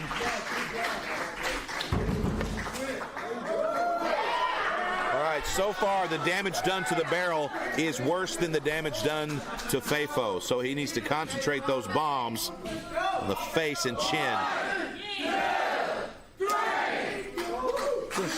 All right, Fafo's eating him up here, man. I love Rocky, but he's just not at his normal self here. Fafo's got that roll down perfect tonight. Fans of the pink team. Yeah, exactly. The timing's perfect. The fans of the pink team are rooting for Rocky Moore. The purple team wants their lead back.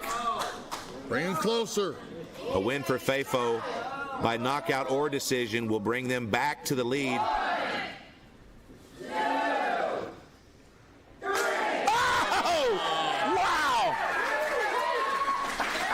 That was a good whack. Now that was solid. Yeah, that was cool, man.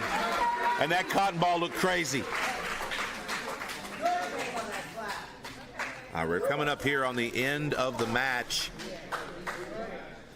We've got a warning for flinching on Fafo and a warning for clubbing on Rocky, but no penalties. This is a fun fight, but we can see who the winner is. Rocky needs to do something crazy right now. Look at the stink face on Rocky Moore. Look at that. 1, 2, 3. Okay. So Rocky's fought a clean fight here. At this point, maybe a club by Fafo would give Rocky a shot. Maybe a club. But he could probably boop his nose and get the decision. 1,000,000,000 odds. Oh, the crowd is on fire. Go for it. Went for it. Rocky Moore eats 10 big slaps from Fafo. You know, this win puts Fafo really high in the rankings. This makes him the #1 contender. He looks like it. He looks like a contender. Let's listen in here, and then we'll take a look at this replay. All right, great match, guys. Made it to the 10 rounds. Fantastic. Let's give one more big round of applause. You guys took some shots.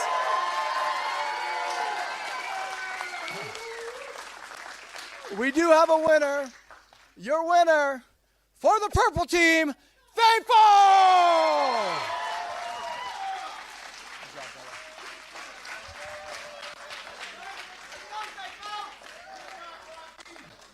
Well, I think you just pulled your team at least a tie. No, I think you got the lead again. The purple team maybe took the lead with that win right there. Yes, sir. So that was a battle. Did you expect it to go 10 rounds? Yes. Really? Rocky's a tough person. And you're a tough person? Yes, sir. So every day. Okay, well, good job, man. Were you ever rocked? No. Didn't think so. Do you think he was? Maybe once. Okay. Maybe once. But not enough to get loopy. No. All right, well, man, great job. You showed out again. You just keep getting better and better every time we see you. Obviously, you're putting the work in. Anybody you want to give a shout out to? Yes, I'd like to give a shout out to my wife, Samantha, of course. JT Tilly. BFC Extreme, baby. All of my kids, but there's one person that's not here tonight that I want to give a special shout out to. Mason, we did it, baby. We did it, dog. Woohoo! All right, well, go celebrate with your team. Your winner, Faithful from the purple team.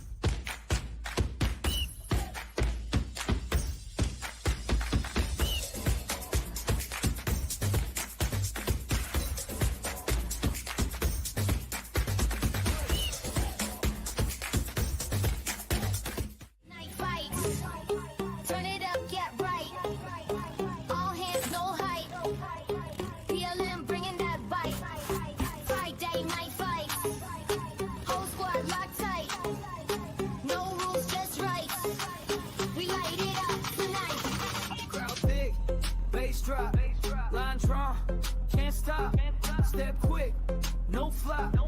We swing, we strike, we pop. Whole game, all in. No flinch, no spin. We don't blink, we don't beg. PLN push edge to edge. Friday night fight.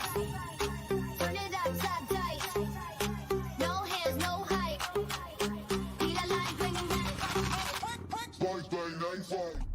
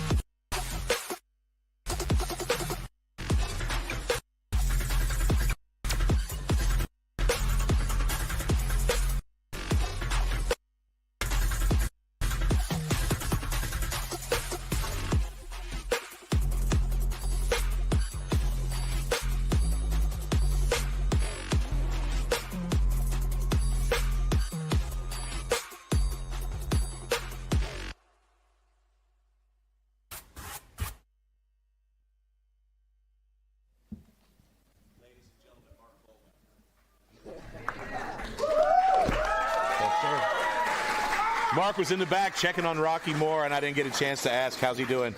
I forget. Rocky was pretty messed up. He had some road rash when he walked by. I saw he had some blood, and that's the thing people don't realize about slap fighting is that the beard is not a cushion. For the last 8 years we've been doing slapping. The beard is not a cushion. The beard is another way to injure your opponent. I used to see guys 5-6 years ago, just big pieces of road rash torn out of their face. We saw one fight like that on the undercard tonight, and then of course Rocky. I don't know how he's doing. I hope he's okay, but I do know that he's got some road rash. He'll be sleeping on his left cheek tonight. He's okay. Yeah, he's okay. Our next fight's going to be exciting, actually. Right now, what's happening is the blue team and the green team are struggling for the lead in the Friday Night Fights team challenge. But this next matchup is going to give us an opportunity to put a couple of new teams on the board. So this will be a fun matchup. What we'll go ahead and do is roll the package of the first competitor. Here we go, barrel one, Smiley teeing off.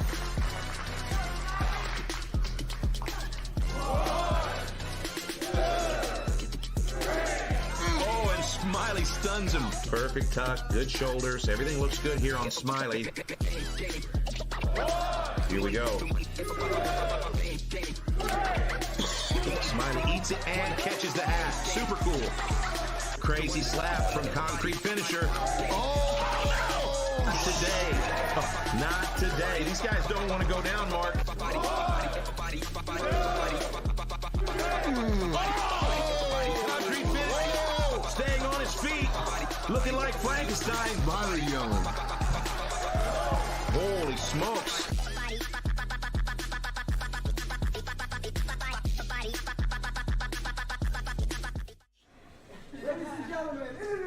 From the purple team, Smiley!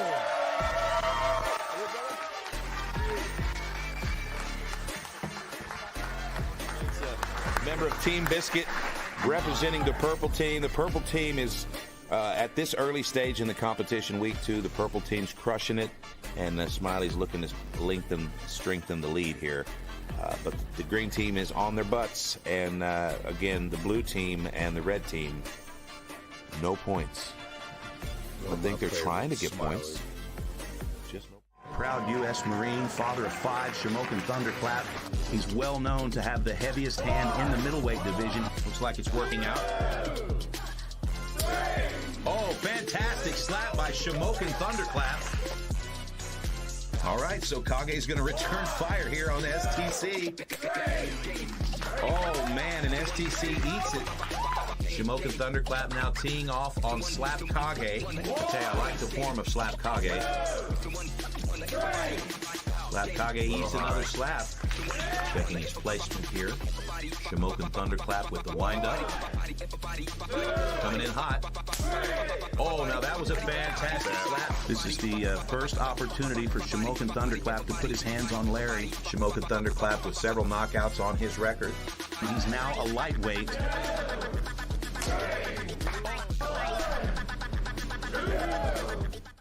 Ladies and gentlemen, please give a warm welcome, representing the yellow team, Shamokin Thunderclap!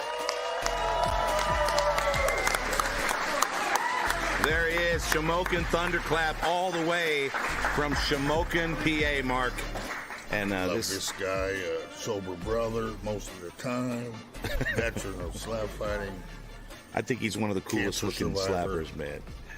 Yeah, Shamokin Thunderclap has a crazy story. He's been through a lot of stuff. Some self-inflicted, some not self-inflicted. But I always thought he looked like one of the characters from the movie Newsies, the Disney musical. He prefers to be called Popeye. Popeye. You know, fun fact about Shamokin is that he started his career as a slapper at 200 pounds, and now he's 165. That's incredible. All right, he just won the coin toss. That's dangerous for Smiley.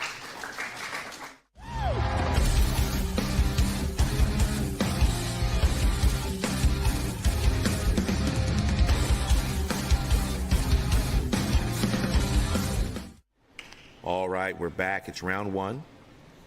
Smiley with a good defensive he's got stature. that Now, fence look here, Mark, how Make far him away do Smiley is. something with that. Look how far he is from the barrel. That's a slick move there on the ball. Oh, Smiley's nervous. Stays up. Oh, look at he psyched him out. Wow, that was sweet. This kid was going to fall. He caught himself mid-fall.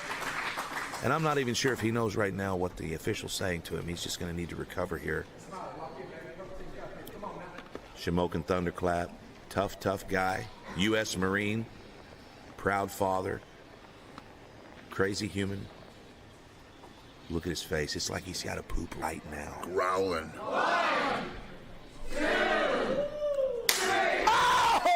Big Smiley was something big. Big stuff. Wow, we got to fight Mark Coleman. Guys just Smiley. get better and better. You know, Smiley's on Team Biscuit. These guys train all the time.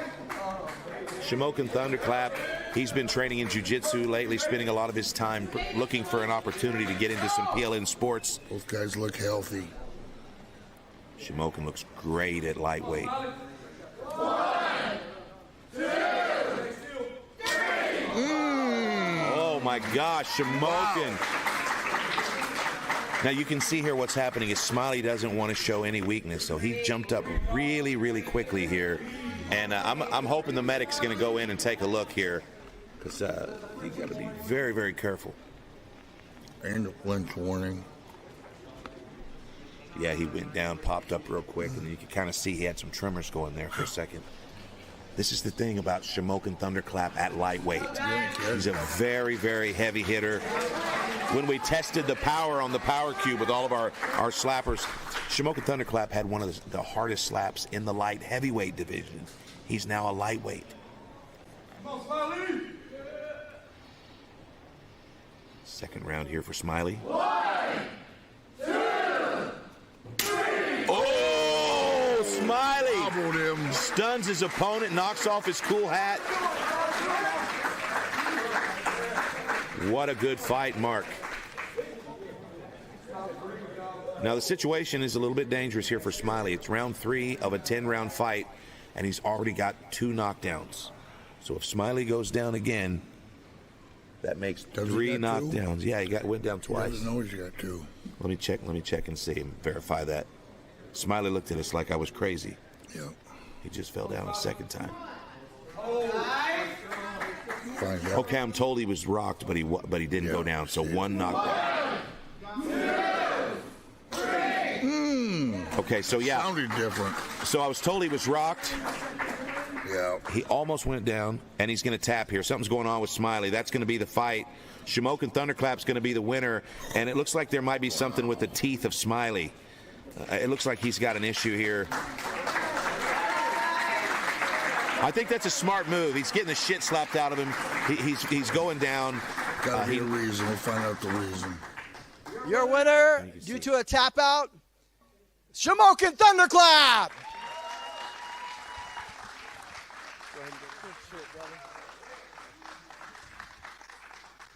All right, well, that ended quicker than we thought. What are your feelings on that? Looks like you do have some scars there. You got a good shot on you. That first shot, yeah? Oh, yeah, man. He rung my bell the first hit. He did. Oh, yeah, I got a tickle and a half on that one, bro. Yeah, it had me scared. Yeah? I ain't going to lie. It had me scared because I don't put nothing past none of these gentlemen that do this. Yeah. Well, he has a great wind-up, puts a lot of power behind it. It's very deceiving for his size. He can really back a wall up. Yeah, I ain't going to lie. He had me scared. Yeah. Yeah, I have no problem. I think he was nervous, too. He was moving his head a lot during, while you're trying to wind up, and I'd warned him before that. So he did. I think he didn't want to take 2 shots in a row, but it's a 10-round fight. He could have come back, but you, sir, got the yellow team on the board. So you got 5 points tonight for the yellow team. Yes, sir. Do you have anybody else from the yellow team competing? I don't remember. Oh yeah, Carpenter. Okay, so hopefully he'll get a W for you. Oh, so he got the Yeah, you got okay. yeah. Okay. Well, good job. You represent, so you got 2.5 points, I believe. Yep. All right. Anybody you want to give a shout out to? I'm gonna give a shout out to my children again, my brother Harry, and all the people from when I was with Fight Factory. And man, Heather, I can't wait until you come home, Heather, and everybody. Thank you so much. All right, brother. We'll go ahead and go celebrate with the yellow team. You deserve it. Shamokin Thunderclap.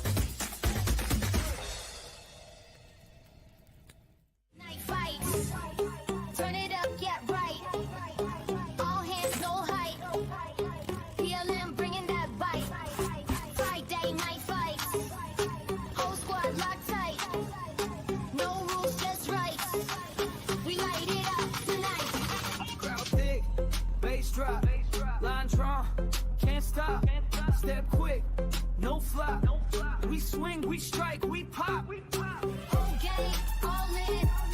No flinch, no spin. We don't blink, we don't beg. PLN push edge to edge. By day, night fight. Turn it up, top tight. No hands, no height. Lead a line, bring them down.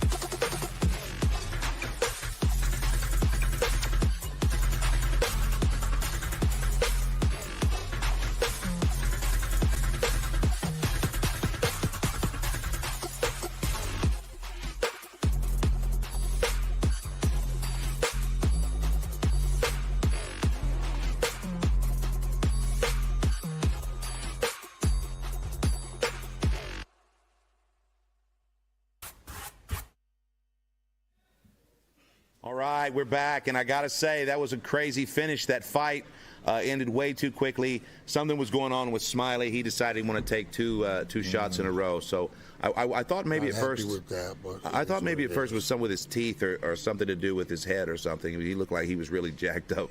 But I guess Dallin slid over here during the replay and told me that what happened was Smiley was going to be penalized. He didn't want to take two shots in a row, and that's fair. So big team, the gold team, excuse me, big moves for the gold team. They're now on the board. They're up in the top 3 spots, so that's fantastic for the gold team, or as Dallin would call it, the yellow team. Yellow team. It's smoking, looking good at that weight class. That's kind of inappropriate, Mark. All right, we've got another fight coming up. This is a big fight, so let's go ahead and roll the package of the first competitor. Ladies and gentlemen, we are going to go ahead and bring him out here. He is new to PLN, so let's give a warm welcome to Break It Blake!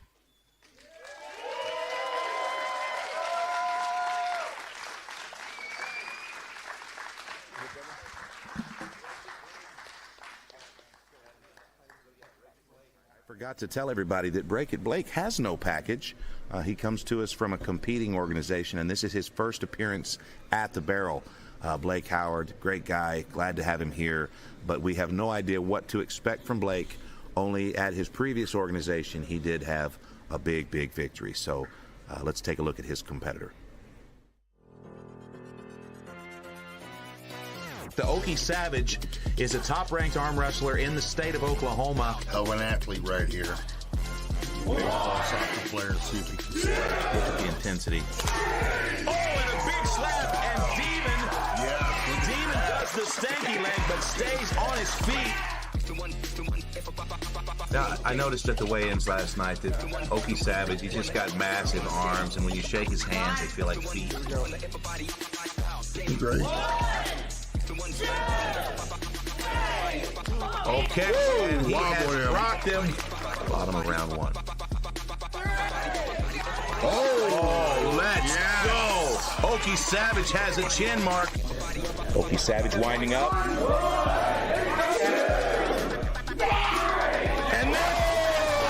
good catch by that was a clean slap. Ladies and gentlemen, representing the red team, give it up for Okie Savage!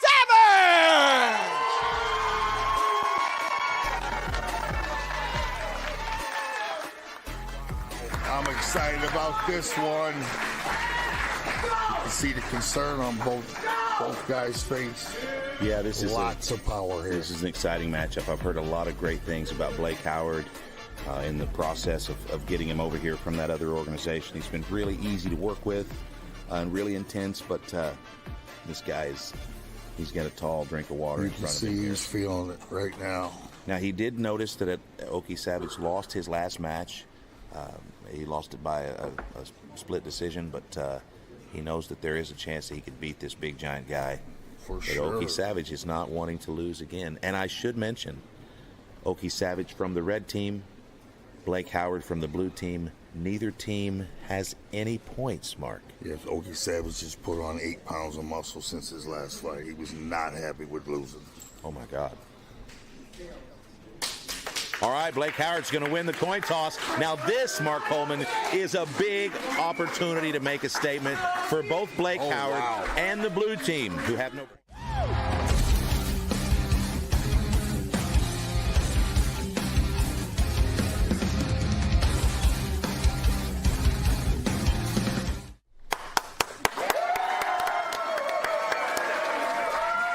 Good job. Oh, my goodness, you can feel the intensity in the room, Mark Coleman. Okie Savage will take advantage of that chin tuck as best he can. He's got a good stance. Yeah, he's cleaned up. He had a shoulder problem. He looks like he's cleaned that up. Oh! A little bit of movement there. A little bit of a flinch there, but also a big club. And I'd have to see the replay here. That was a good, solid slap to the eye socket.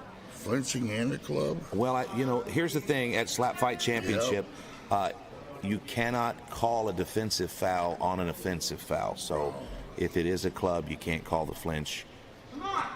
But if the flinch cost the club, that's a different story. You can see him tense up. His whole body was shaking. Yeah, he was a nervous wreck. It's an unknown fighter here.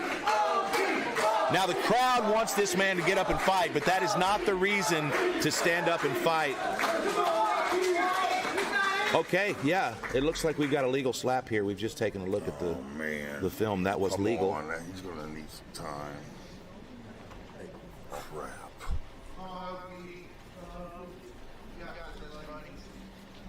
Looking at the footage now. Let's go, Okie. Come on, brother. Pull it together. There's a flinch. It wasn't a club either.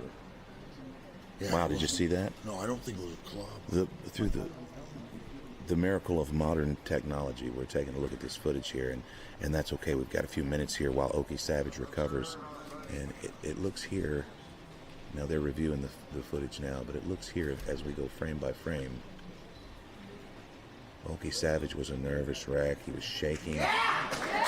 Oh, he's up, Mark. Yes. Let's go, baby. Okay, I didn't catch what the verdict was. They were looking at the film here right next to us, and it looks like it was high, but that's not what constitutes a club.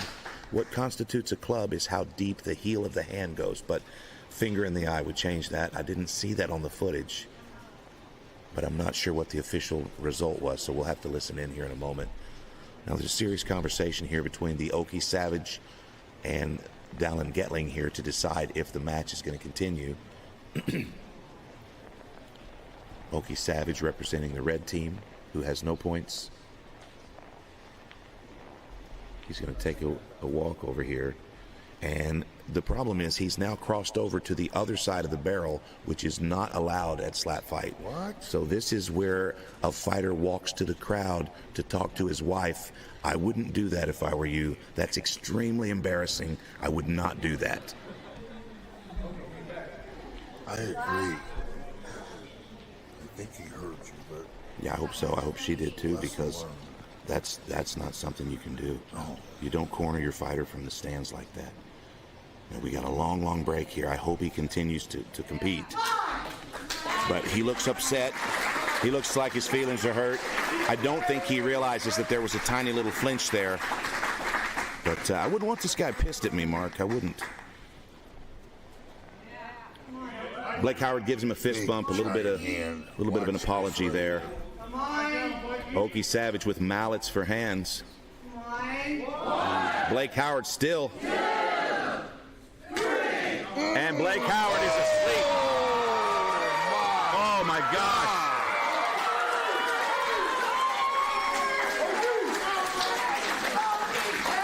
Now that was a big knockout, Mark. We're going to just make sure that Blake Howard's okay here. That's it, brother. He went stiff. I want to reiterate here, that's a knockout. We don't want to celebrate that knockout too much. until we've got the guy on the floor in good shape here. So I just want to encourage everybody to show some decorum here while we check this out. Now, looking back at that first slap from Blake Howard, it was a legal slap. It was absolutely a legal slap. And also, we've got Oki Savage on a knee over here. He's again encroaching. He's not supposed to cross the barrel line, so he's trying to check on his opponent. But right now, it's more about the medic. Again, first slap from Blake Howard was clean. It was powerful. A little bit ugly, but it was there. When you get slapped in the eye at Slap Fight Championship, that doesn't necessarily mean you were clubbed. Sometimes that just means the guy wasted his slap to the chin. Oki did put on 8 pounds, and he looked good before this show. He is gigantic. He has the power. Yeah, he's a really powerful man, a pro arm wrestler. Blake Howard also, though, very powerful guy. You could see that he scared Oki. Oki came back with everything he had. He just didn't like that foul at all. But when he sees this fight, he'll realize there was no foul. It was just a really high strike. All right, our medic looks a little concerned here. Blake's going to get up, but he's a little bit wobbly. But he's okay. You can see on the face of Blake, he's just not quite all back yet. We're going to take him back to the lounge in the back and make sure he's okay. And we'll check back, guys. We'll get back with you in a moment about how he's doing. We're going to go down to the barrel and our host, Darren Godfrey. All right, so I'm here with your winner, Oki Savage. Great job. There was a moment there that you weren't sure whether you were going to continue. Can you tell us what was going on? Oh, I couldn't see out of my eyes, just pure dark blurriness. Just now getting my vision back just now. I couldn't see what number. He said, what number am I holding up? He was holding up 2. I said 1. Really? He told me I could continue, so here I am. All right. But first of all, I want to make sure I give all my glory to Jesus Christ, my Lord and Savior, because without him, I wouldn't be here today. Right on, I want everyone to know that. Awesome. Awesome. Well, I'm sure you don't regret moving on. You took one more shot, and the match ended. You got the W for the red team. That's right. Good job. Go ahead and give a shout out to anybody you want. I'm going to give a shout out to my wife. Let her know I love her so much. All right, man. Well, way to represent the red team. Good job. Go celebrate with them. Your winner, Oki Savage!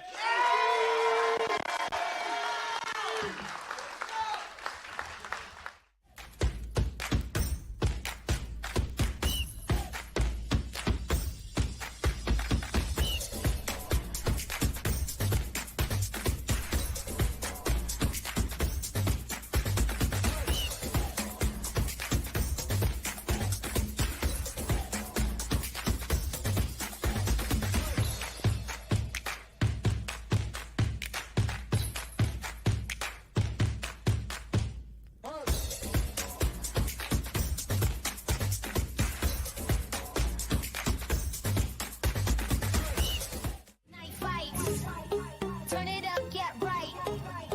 All hands, no height. PLN bringing that bite. Friday night fights. Whole squad locked tight. No rules, just right. We light it up tonight. Crowd thick, bass drop, line drawn, can't stop.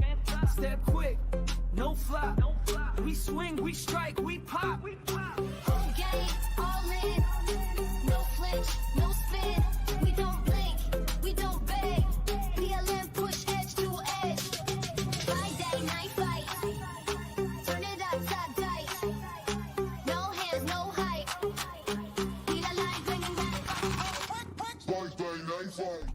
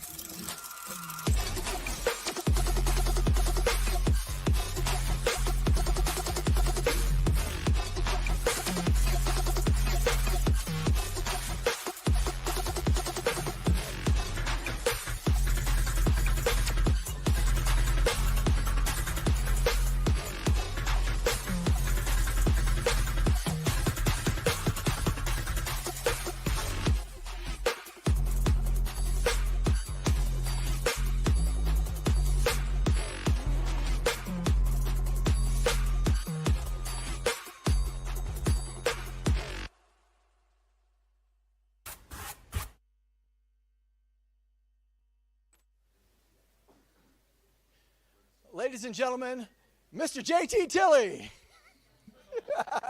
Hello, kids.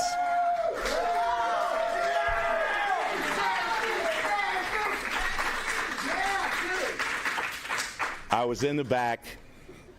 There was an older lady back there. She had fallen down. I was helping her, and I got caught up. I heard you guys counting, but I just was trying to help the lady. She was hurt, and I saved her life. Thank you. Also, I just checked on Blake Howard. He's doing okay. That was a crazy, insane knockout. He took a big shot, but he's backstage. He's hanging out, and he's just going to be probably not quite ready to come out and see the fans for a few more minutes. But Blake Howard's okay. Big, clean slap from Okie Savage, and the red team finally with 5 points. The blue team, no points. That means that so far, the blue team, with all of the opportunities they've had to earn points, have somehow earned no points. No points at all. There are 6 teams, and all of the teams have points, except for the blue team, Mark. Have you heard about this? Yes, no more smoking in the boys' room, Jay. Yeah, the blue team is just absolutely biting it. So hopefully, if you're listening, blue team, do better. Let's go ahead and look at the package of our next competitor.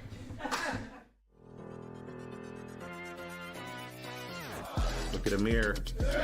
Gonna make a statement. Oh, he knocks John down with one shot.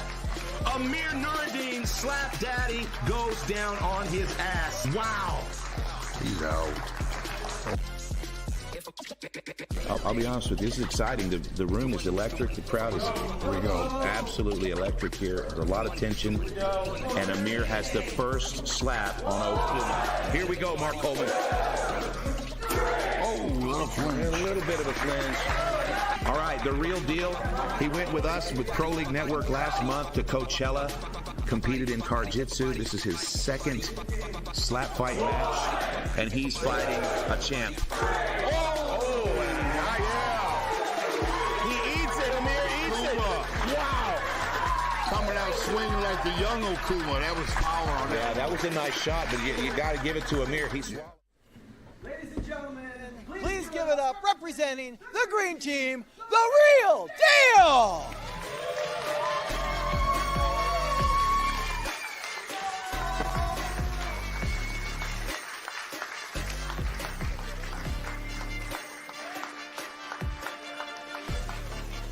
coming back off of a big loss to Okuma 915 at Last Man Standing, but previously a giant knockout in his debut of Slap Daddy, Amir Nuruddin, the real deal, coming to us from another organization, but now he's 5 or 6 competitions deep with us here at Pro League Network, and we're happy to have him back here. This is a tough competitor that he's going to face tonight, a guy with the highest clean slap rating in the entire world. Let's take a look.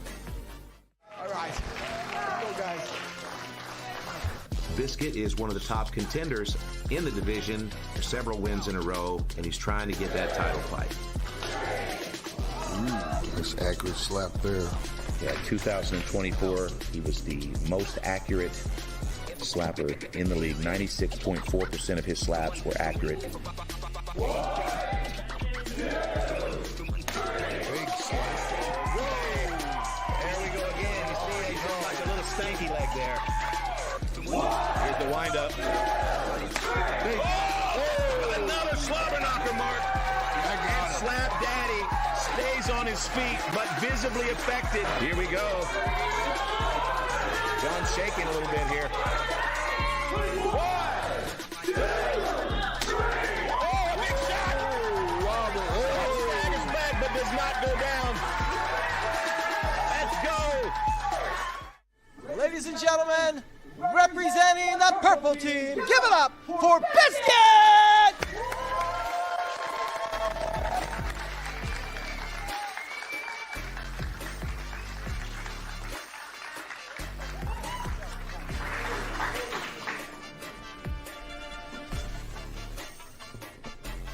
All right, Mark, this is Biscuit. He's a veteran of 83 rounds of slapping. That's an incredible amount of slapping. And he ended 2024 as the cleanest slapper in the world. 100% clean slap rating, and he had 6 or 7 fights. Always going to be in the fight. This should be a good one here. Our guy didn't like his ripping on his shoes last time, so he upped his shoe game. Oh, he did. Yeah, the real deal with some new baby blues.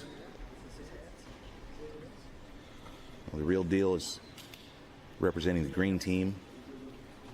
Biscuit representing Team Purple. Now, at the end of the show, we'll take a look at the leaderboard, and it looks like a win here could potentially seal the night. And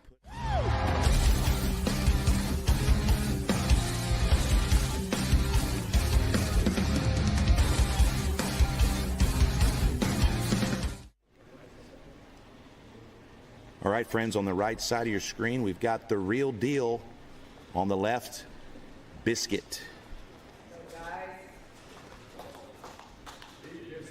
Here we go.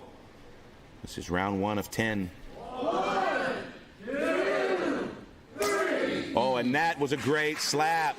Good opening slap. And Biscuit's going to eat that. He rolled with that one real smooth. Yeah, that was really great. Biscuit has incredible technique. He's a coach of his own team. Maybe, huh? And his own team in Fulton, Missouri. And these guys train hard, and Biscuit comes up with all kinds of crazy training regimens. Trimmed way up for this fight, right? Oh, yeah, he did. He trimmed up a lot. But I want to tell you something, Mark. He told me just earlier today he's going to try a different slap technique in every round. I'll be damned. I mean, okay, real deal's about to taste the goodness of the Biscuit. Look at that. 2, 3. Oh! Wow! Amir took it to the eye and says black power. Or did he think it was a club? That was a cool wind-up. Now, he hit me up when he created that. He hit me up when he created that, and he said, is this legal? I said, yeah, actually, it is legal. It's just weird. And so he throws it now. I don't know what he calls it. No, it wasn't a club. How he just believes you when you say it wasn't a club? Well, because people think you know about this stuff. stuff. I lie off camera. 1, 2, 3. Okay, that was a really good slap. It was short. It didn't sound like it sounded like a club more than a slap, but from here I could tell it was a clean slap. The thing about the real deal is he really felt like he got clubbed in that first round. I know he does, but it was not even close. We're going to have to check the footage here. We get to the replay later. See. Well, right.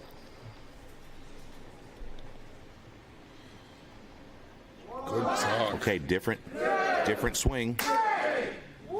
Another good slap. Amir looks like his feelings are hurt here. He's turning away a little bit, Mark. I don't know if you noticed this roll, but it's not. He's rolling enough to where it's not really affecting the power of the slap. So technique's good on the green side, purple side, perfect technique. Super chin tuck. But I think that the real deal is starting to realize that these are different techniques flying at him, and so he's going to have to be ready for anything. He's confused. Now, the first one he believed to be a club. The second one he believed caught him in the eye. Here's Amir. He's going to throw another clean strike. 2, 3. Yep. It's hard to know how much you affect Biscuit, Mark. He doesn't fall down. He's never been knocked out. Couldn't tell right there at all. I think he eats them. He just kind of hangs in for a second because these are good slaps from the real deal. Here we go. Right back at it. I love it. Great pace. There'll be a third swing here. Watch this. Oh, he's going to go to the same swing. 2, 3. A little short.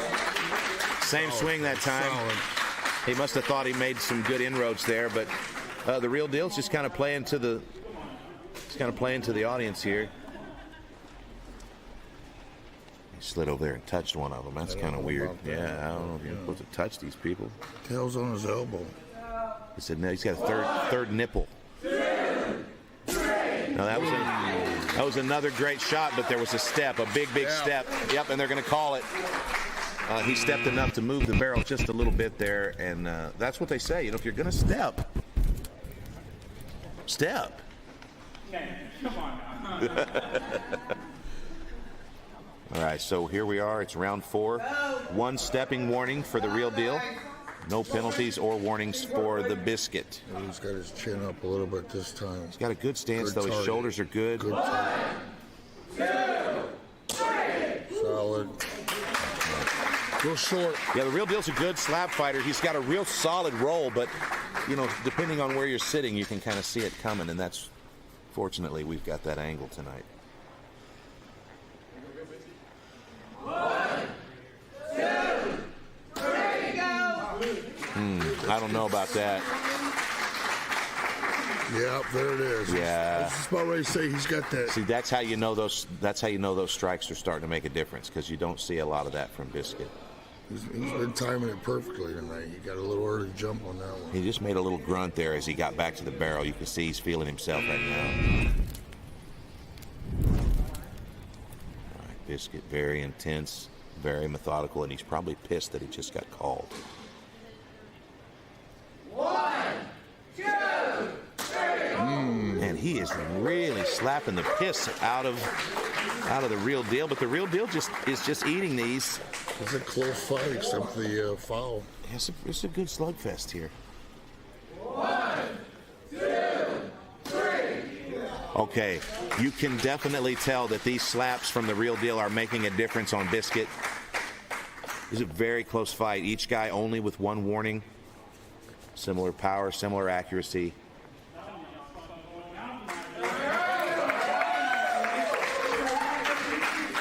Fast fight, round 6 already.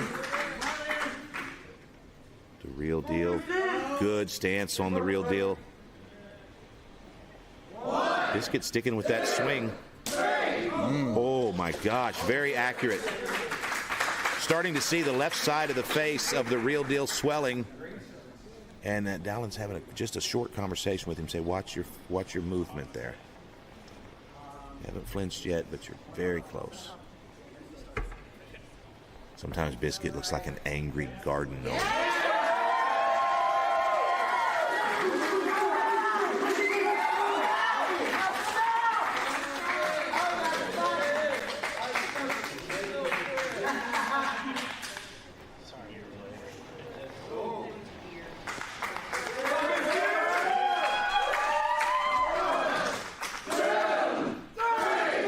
Okay, another good shot. Yeah, Biscuit hides he's really a good salesman in moments like this. He hides the trauma to his face. But look at his left cheek, Mark. Just a big old fat left cheek, yeah. Definitely adding up right now. Biscuit is the only slapper in the world that 10 rounds into the fight becomes better looking. Go, the barrel slap.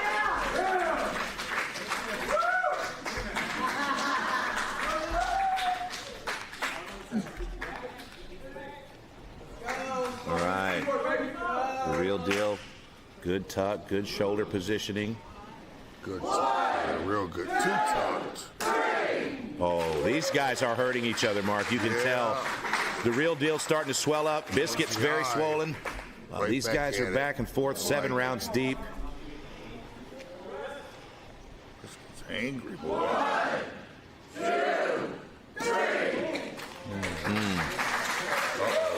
Biscuit is really riding the line on these flinches, man. Sure is, man. One more call. Tell you what, the Real Deal is feeling himself. He knows he's in it. He better just take the next one. That'll really mess him up, get called for a flinch. Wow, The Real Deal is absolutely either he's got to pee right now or he's adrenaline rushing. All right, Biscuit, the slap happy hippie says, come back, stop watching the monitors. 10 years of wrestling in his system. He's a feisty brother. Yeah, for sure. Absolutely. Biscuit's looking great, man. He's really been cutting down. He's lost a lot of weight. 1, 2, 3. Oh, whoa! Yeah, big Biscuit one. pulling it out there. Yeah. Amir's going to eat that. That was definitely the best slap of the match so far. Biscuit doing this weird grunting thing, man. It's I used to have a look at that. He's almost to the point where he looks like one of those cheap Halloween masks. A little bit of inappropriate laughter at the barrel. Big slap right here. Close fight. Yeah, this is a great fight. I was so excited when this came up. 1, 2, 3. Oh, and Amir with another great shot. Now, Mark, remember, The last time we saw a swollen cheek like that, it was in round 7 that it popped and the audience was sprayed with blood. This is definitely something that we should watch for, but again, we shouldn't stop the fight. Biscuit's going to want to keep this going. He might be winning. A little bit higher. Oh, a little bit of a flinch there. That could be called. Okay, they're not going to call it. It looks like he's just going to give like a friendly warning there. Okay, so he must have had something to say to both guys there. Not a lot of stepping violations tonight. I've noticed everybody's really been on their game. Good job of officiating. Tell you what, it's been great officiating tonight by Dallin Getling. You've got an opportunity here. The Real Deal really has a shot here. He could win this fight, but right now he needs something big, Mark. The Real Deal needs a big shot. Biscuit will eat the big shot, but the Real Deal has the ability to sell this, and this is a big moment in the match.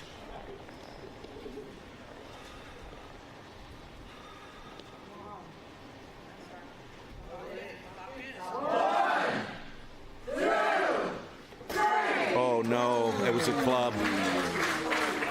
Oh no. Oh wow. Now, obviously, I don't have the ability to call the penalties here, but I'm almost positive one of these guys is going to call this. Well, they haven't yet.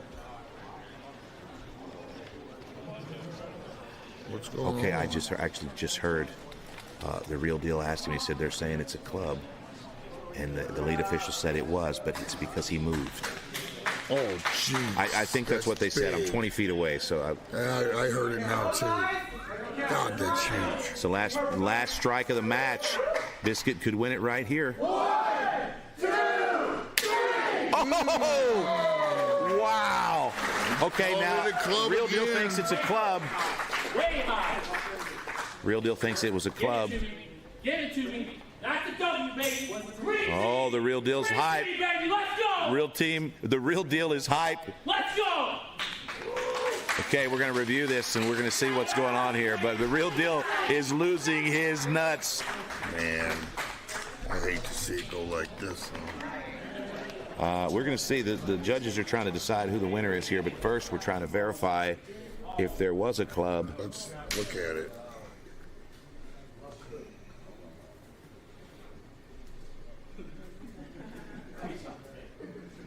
It's not a club. Let's see. What? Look through the eyepiece. Wait, back it up. Another fantastic match. Oh, wait. You guys took a lot of shots. Why are they fucking calling it?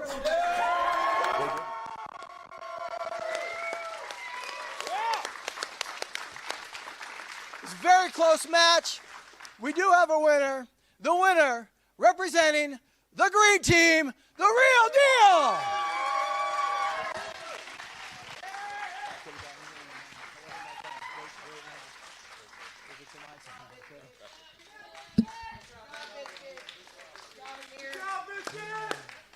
Well, you were all over the place, brother, but you pulled it off.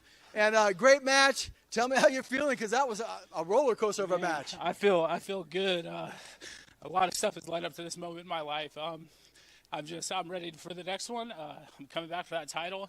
Man, I'm just glad I was able to share the stage with a legend like Biscuit.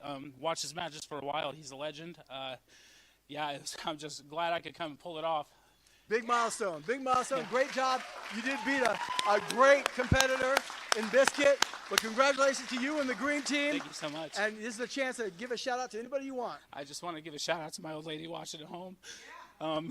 Being her, been through a lot this past couple of months. And I just want to say thank you. Hey, baby, I'm coming home soon. I love you so much. Coming home with the W. Yes, your winner, the Real Deal.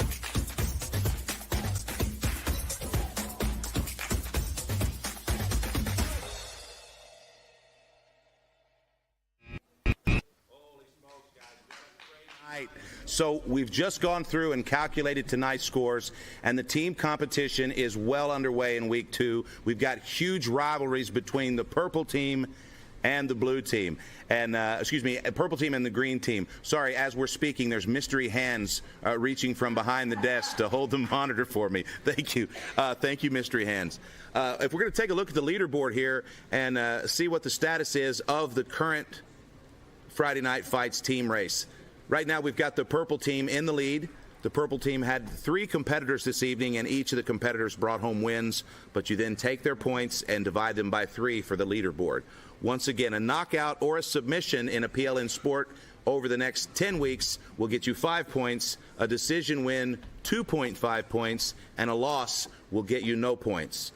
No points, for example, like the blue team currently, no points. They haven't had any victories at all, and there haven't been any points scored. So right now at the bottom of the leaderboard, which should be coming up any moment now, at the bottom of the leaderboard, blue. Blue has no points, and so therefore they'll remain at the bottom until they're able to score enough points to move up to the second to the last spot, held currently by red, who finally on the board tonight.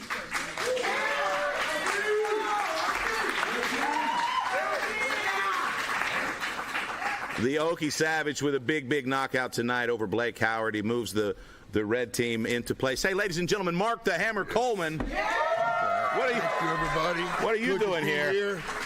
The red team finally on the board. It was just really almost humiliating for the red team for the longest time. They had no points, and now that they do have points, the humiliation is only going to be shouldered by the blue team. Purple team in the lead, followed by the green team, the gold team on the board, red team just technically moving, and the blue team is also here tonight in the back, and they did compete. So the leaderboard should be coming up any moment now, and you'll be able to see that most of the things I just said were somewhat accurate. I think the purple team winning is the most accurate thing I've said, but you're going to have to tune in because next week we've got another competition. It's Coffin Wars, Mark, and there is a good chance that the blue team, again, will have no points. I'm liking what I see from this Coffin Wars, but what's the winning team get? The winning team gets $5 million. Nice. It's give or take. We haven't really decided what the prize is yet, but for now, let's just put a pin in the $5 million. Oh, excuse me. All right, the leaderboard coming up any moment now, and when it does, I think a quick recap will be in order. Now, keep in mind, PLN's Friday Night Fights is a team-based competition. We've got all of the different colored teams, the gold team, the pink team, the green team, and we've got the chartreuse team. We've got a plaid team. There's a team that's not even a color. It's like a see-through type of a holograph kind of thing. There's a team that's like an old shoe, and then we've got one team that's just one guy. We don't even know who he is. He just comes here. But the team competition is well underway. So far, every team has points except for the blue team. Now, I think that you probably didn't see the leaderboard. It flashed up so quickly and then was gone again that those of you that don't have the ability to see things quickly probably missed it. But again, purple team kicking ass, green team as well. Then there's some other teams, and then way down at the very bottom of the leaderboard is blue.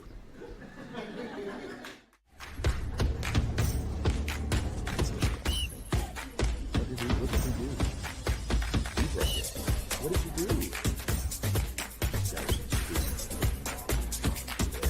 Raven.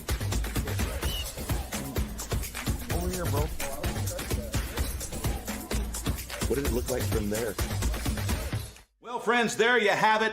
Another installment of Friday Night Fights is in the books. And Mark, what an incredible night of slapping we have just witnessed. 5 big fights, 5 incredible storylines. Congratulations to all of tonight's winners, and better luck next time to all of the non-winners. But it's time to focus our eyes on week 3 of PLN's Friday Night Fights. And Mark, next week, Coffin Wars.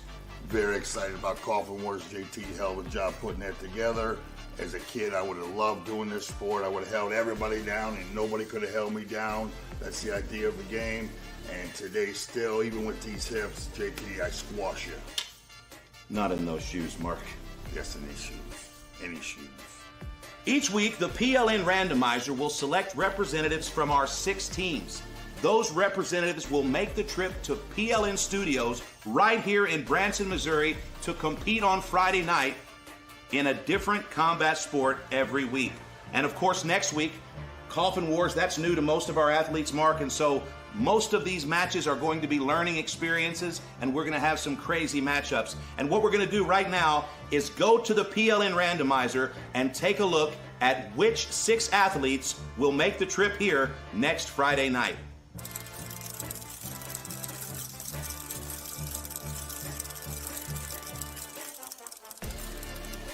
Wow, okay, so the randomizer has selected 6 participants in next week's tournament at Coffin Wars, and this is going to be a little bit crazy. This is one of the things that's enjoyable about Friday Night Fights is the crazy matchups that you come up with when everything is random. And it's nice to see Mallet on the card. Mallet is an 120-pound slap fighter from Fulton, Missouri, professional slapper, but never competed in any combat sports other than slapping. He makes up for that size with his fight. He's a fighter. Yeah, that's true. This guy's going to go hard. Yeah, Mallet's going to have a tough time, though, at 120 pounds with a sport like Coffin Wars, where so much of the sport is being on top and that top pressure holding down your opponent. Mallet is going to see some struggles with his size there, and I say that with all respect to Mallet. It's just that another one of the competitors is Ground Shark, and Ground Shark, 170, 175 pounds, that's a 50-pound weight advantage against a non-grappler. Yeah, but it's not card jiu-jitsu. It's a fight in a coffin, and it's going to be a different game. We'll see how Ground Shark does. I'm excited to see. Yeah, same. Ground Shark, of course, I think he's got 30 professional fights to his credit. He's a 4-stripe brown belt in Brazilian jiu-jitsu, but not a wrestler. And he would hate me saying that, but not a wrestler. So at Coffin Wars, it's primarily wrestling. Doesn't mean Ground Shark's not a viable threat. It's just that that's what he's dealing with. And of course, Black Larry, he's just getting started in his martial arts career. Oh, he's been rolling hard for 2 years. He's a man now. He showed up here, a little boy. He's turned into a man. He's ready to do anything. He works hard. He's out training everybody. He wants to be the best. Black Larry is probably the most popular competitor at PLN in 2025. They call him the MVP of PLN because he's competed in almost every PLN sport. So he hasn't competed yet at Coffin Wars. So it's going to be interesting to see if his athleticism transfers. I would imagine that it will, but Black Larry is another big 165, 170 pound athlete. So smaller guys like Smiley, for example. Smiley's going to come in probably 150 pounds. This is a slap fighter. Another guy that's tough as nails but hasn't grappled before. So having these weight discrepancies at Coffin Wars is going to be a little bit of a detriment. Also, of course, we see Firecracker. Yes. I just spoke to Firecracker at our last slap fight event, and he said, please give me an opportunity at Coffin Wars. And what do you know? The randomizer puts him in. So we're looking at Firecracker. He's a great slap fighter, but no grappling. We're looking at Mallet, another great slapper, but no grappling. We're looking at Smiley, another slapper, but no grappling. Then you've got Black Larry. You've got Ground Shark, 2 great grapplers, very experienced. And then we've got the dark horse. It's Lucas Clay. And Lucas Clay, you're probably not familiar with. Lucas is a guy that we just recently signed to PLN. This is actually going to probably be his first appearance. I'll have to check. But Lucas is a professional mixed martial artist. He's got a great pedigree. He's got a great record. And he decided he wanted to get involved. And so Friday Night Fights was an opportunity for him. And he decided to take all offers. And so here we go. Lucas Clay coming in as the dark horse, the unknown guy. Next week, I cannot wait to see what the matchups are. But the thing about Coffin Wars is that the matchups are not announced to the fighters until the fight is about to happen. Nice. So there are your 6 tournament competitors. Who will face who will be announced during the show next Friday night, right here at YouTube or on the Fight Network, Stadium, or any of our other broadcast partners. We're going to have a great time this summer. 10 weeks, 10 PLN combat sports. It's Friday Night Fights from Pro League Network. This is my good friend Mark the Hammer Coleman. My name is JT Tilley, and we will see you there.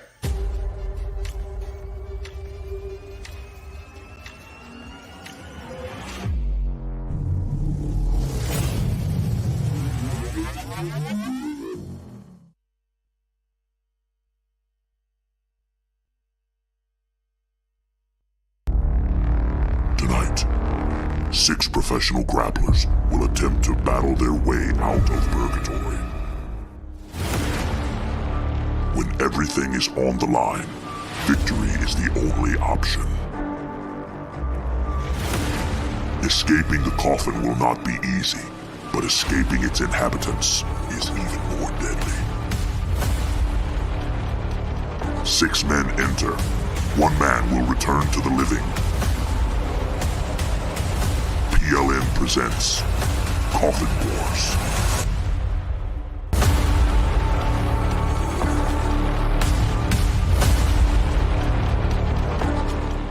Hello, friendly friends, and welcome to PLN Studios right here in the beautiful Ozark Mountains.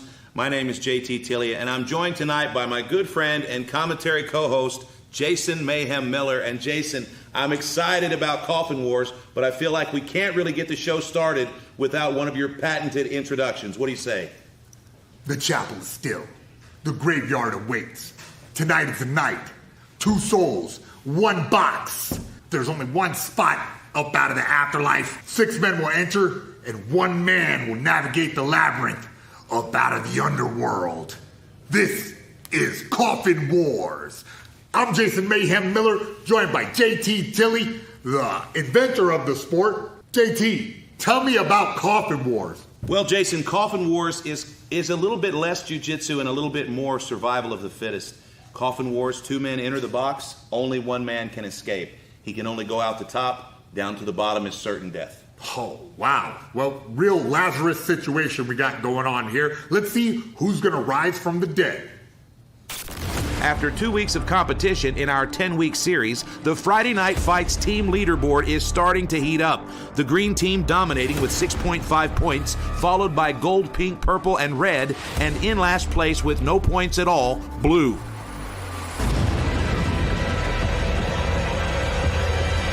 Now let's take a look at the rules of Coffin Wars. To survive Coffin Wars, competitors must escape from the coffin and its inhabitant entirely. Grapplers are not permitted to lock their hands or stand in the coffin during the match, and no submissions may be used. Player 1 attempts to escape the coffin. Player 2 defends. All fights are scheduled for 2 2-minute rounds. If the scorecard is even after 2 rounds, we go to a sudden death round with no time limit.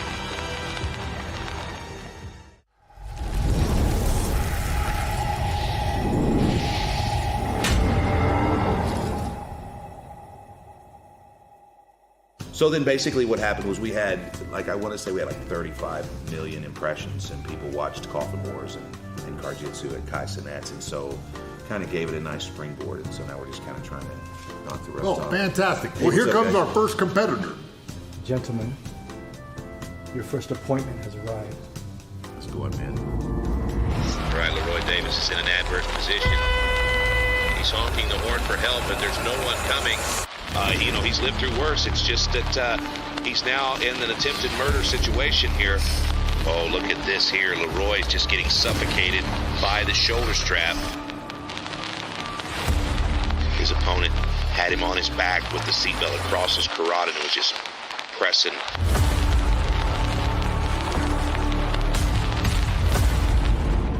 Good to see you. Oh, okay, man, so this is way spookier than I thought. This is Leroy Davis. Leroy's the former Carjitsu world champion. Just made his pro debut in Muay Thai. And I knew them stringy dreadlocks from somewhere. He's didn't he's you never get caught in a seatbelt? Yeah, I remember that. Yeah. You said my one bad moment, right? All right. That's the one where you remember. No, I'm saying the whole business of a Carjitsu is a whole different story. Tonight, you got Coffin Wars. How are you going to approach this strategically? I don't think there's any strategic when it comes to survival. I'm going to do what I have to do. Here's the thing about Leroy. When we went to LA and we did the Kai Cenat Mafiathon show, Leroy was one of the competitors we took for the testing of Coffin Wars. But he's also the reason why we've amended the rules a little bit. Because he's very athletic. So he was springboarding, he was jumping out of the coffin, he was doing all kind of crazy. He cut my wings. He Oh, cut my wings. So now he's got to come up with completely different strategies. Here's my question for you. Who do you think is going to be your competitor? I don't even know. We have so many. And to tell you the truth, I don't concern with my competitor. You put anybody in there, I gotta do what I gotta do. And I'm gonna leave it all in there. And you gonna represent the purple team tonight with honor? Oh, like a pimp named Slipback? Yes, I am. Okay, like a pimp named Slipback. Yes, I am. That sounds like somebody you hang with. All right, well, are you ready to compete? I wish you the best of luck, man. Thank you. Good luck, don't get fed to the meat grinder. Yeah, I hope we see you. I hope we see you on the way out, man. Good luck in there. Bless your soul. Max Highsmith, please enter the coffin.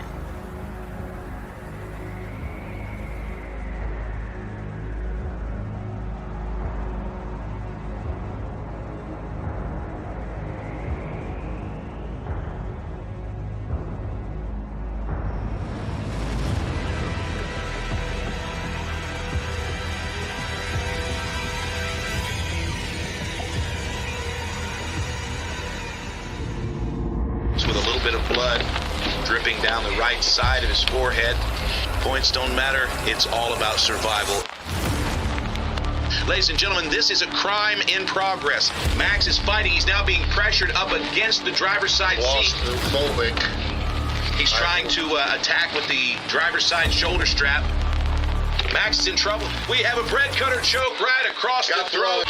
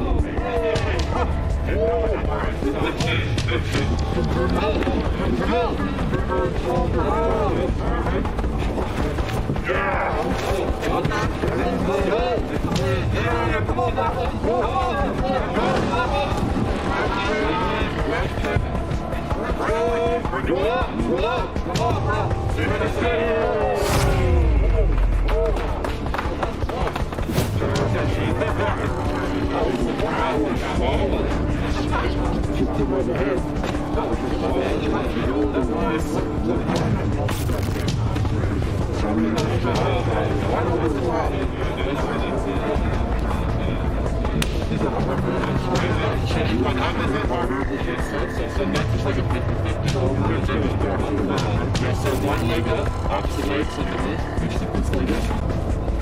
Yep, that one back up. And then Now in sudden death. sure, don't leave it. Don't leave it. Blow blue. Just that. Side over under position. Just that. Over, also. Over, up. We're going 50-50 position now. Turn the chest.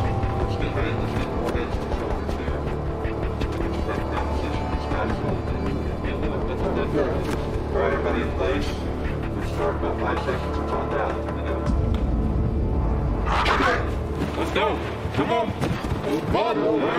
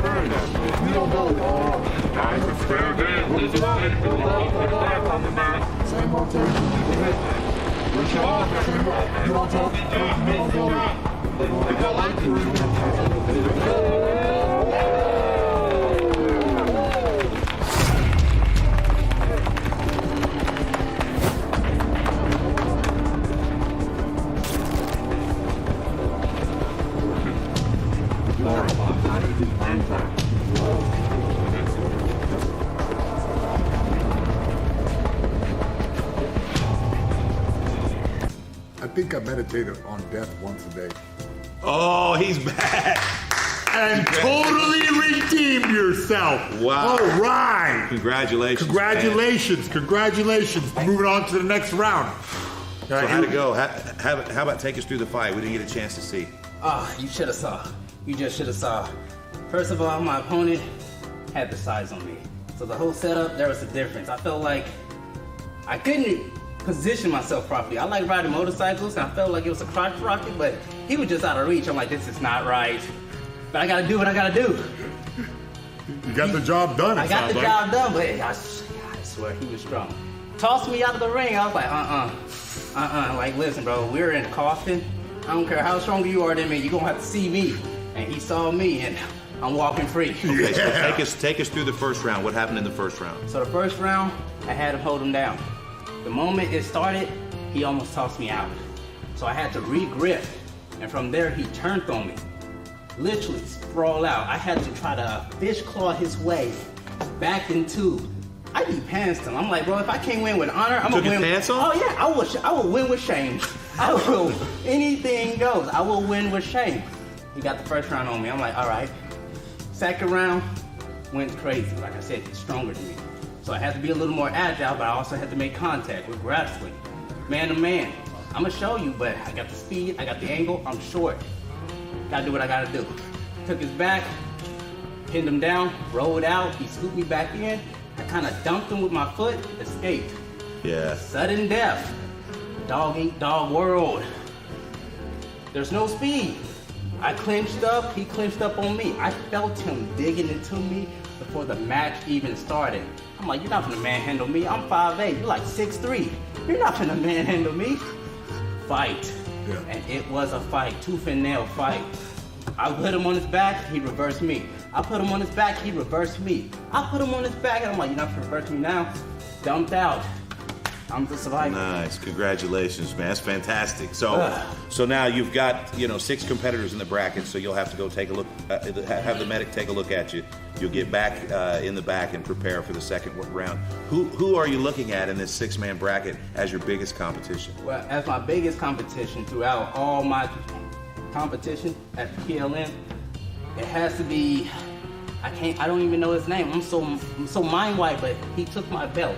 I lost against him 3 times. Oh, you're talking about Zach Moore? Yes. Oh, okay. That no-neck, red-headed barrel built like a mayonnaise jar, man. Well, a lot of that's just genetics, man. He doesn't have control over that, but I understand. He's so good at using it. He is literally right now my kryptonite, and in my eyes, my biggest competition. Okay, all right. If we were to ask Zach who's his biggest competition, do you think he would say you? I don't think he would say me because he has that ego. He'd be like, none of these people are my competitors. I have no rival. I have no equal. Yeah. And like Team Purple, I would have to hit him with, hey, my chicken is cold, and slap him. Okay, fair enough. All right, there you have it, guys. Representing the purple team with the first victory at Coffin Wars tonight, Leroy Davis. Congratulations, Leroy. We'll see you back. Congrats, man. See you in the next round. All right, so there you have it. A lot of personality and yeah, what a vivacious competitor. Yeah. I'm happy to see him in all of the facets of experimental combat. Is that's the word though that you would use to describe him? It's vivacious? Vivacious. This guy is full of personality, bursting with energy, and I can't wait to see him compete. I tell you, he's fun to watch, but in Carjitsu Championship, which hopefully you'll get an opportunity to see him compete again in Carjitsu, he calls himself the seatbelt assassin. He definitely has something about him. Yeah, some type of assassin, that's for sure. He absolutely loves to finish guys with a seatbelt. But when I first met Leroy Davis, he was an amateur MMA fighter, and he didn't train a lot. What he did was he would woodshed by watching anime, and he would memorize all of the sequences, and he would go and use them in his fight. So he's a crazy guy. He's got a lot of flair to him, and people love watching Leroy Davis. So we'll see Leroy Davis in the next arm of the tournament. Hopefully he doesn't go Super Saiyan too early. I've seen him go Super Saiyan a few times. The problem is his clothes will just completely disintegrate, and we're off the air. Can't wait to see him as a blonde. That's a weird thing to say.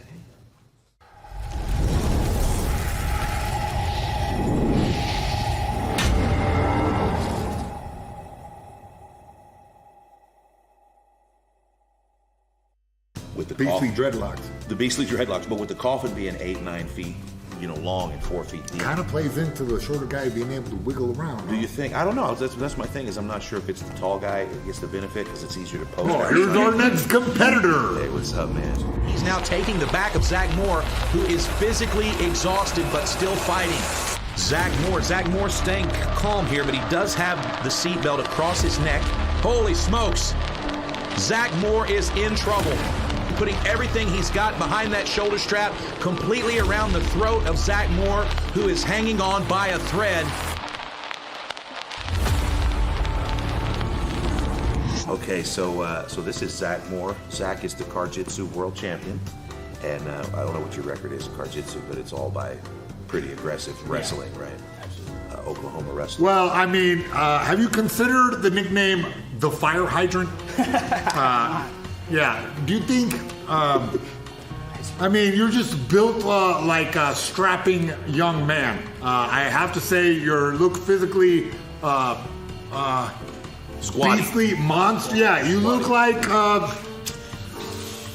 fire hydrant. Yeah. You look like somebody dropped a piano on Ron Howard. No. But do you think that Carjitsu's one thing, all right? But do you think that it gives you an advantage in Coffin Wars not having a soul? Absolutely. I'm already in the deepest depths of hell, right? I'm on my way out now. One of the things that I've noticed about you is that you're a red-haired gentleman, but you have no freckles, which makes it hard to trust you. That's that thing. Yeah. Now it means I have no angel kisses, right? Isn't that No, yeah, that's exactly right. And you do not smell like strawberries. How do you know that he does? I mean, I'm catching a whiff from here. What is this? Now, will you feel better once the match is over and you have stolen your opponent's soul? Oh, absolutely. That's what I'm here to do. We're here to steal souls, right? Yeah, that's what you're here to do. But where will you put your first freckle?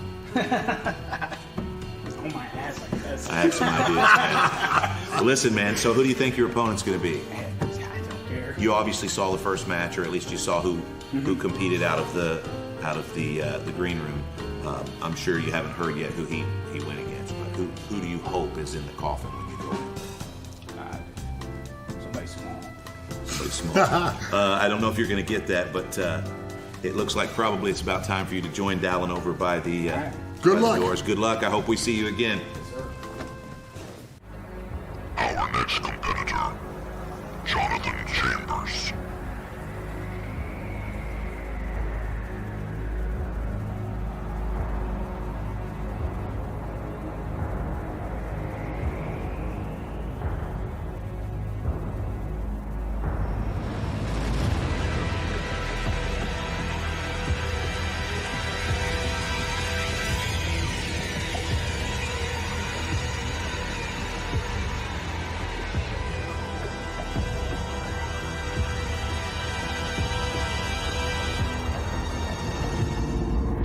been in this match the entire time. It's all defense for John Chambers. Can he survive?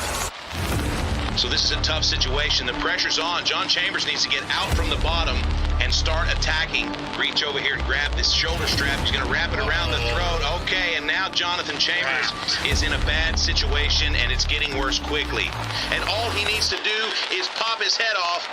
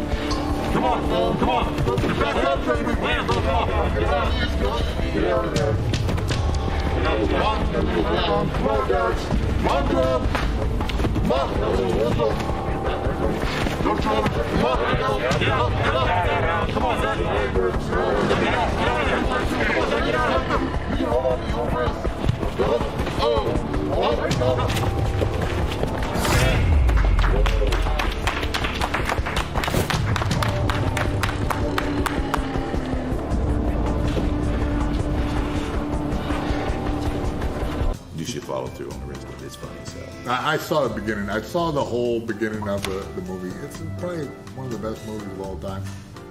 That's according to a lot of people, but I've only watched the first like 30 minutes. Good. Oh, okay. All right.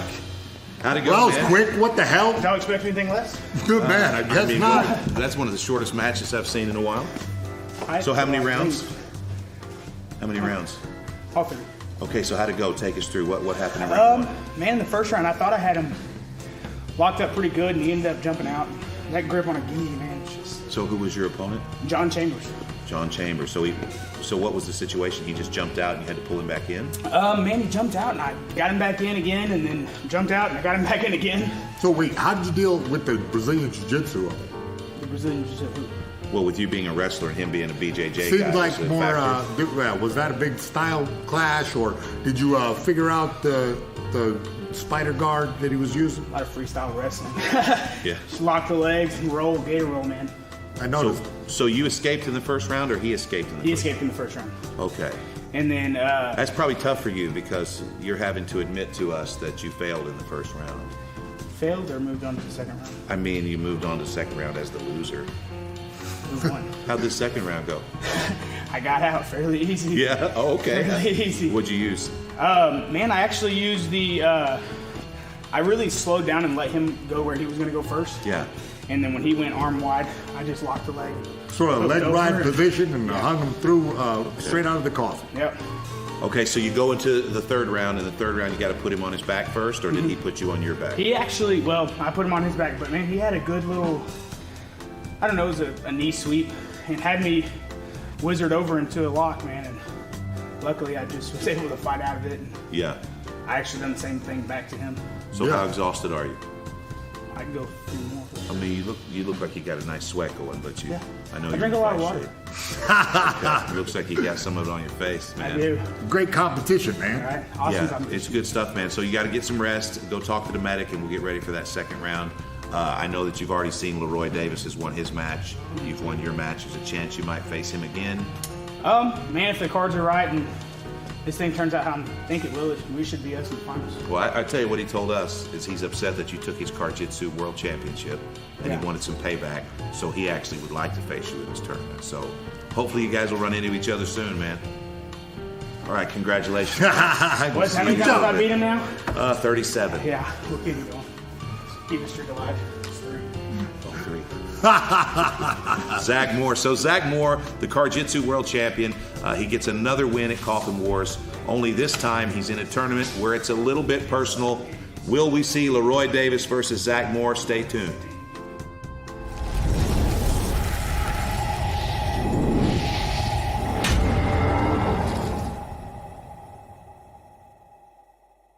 You've got Detective John Kimball as one of your chat regulars?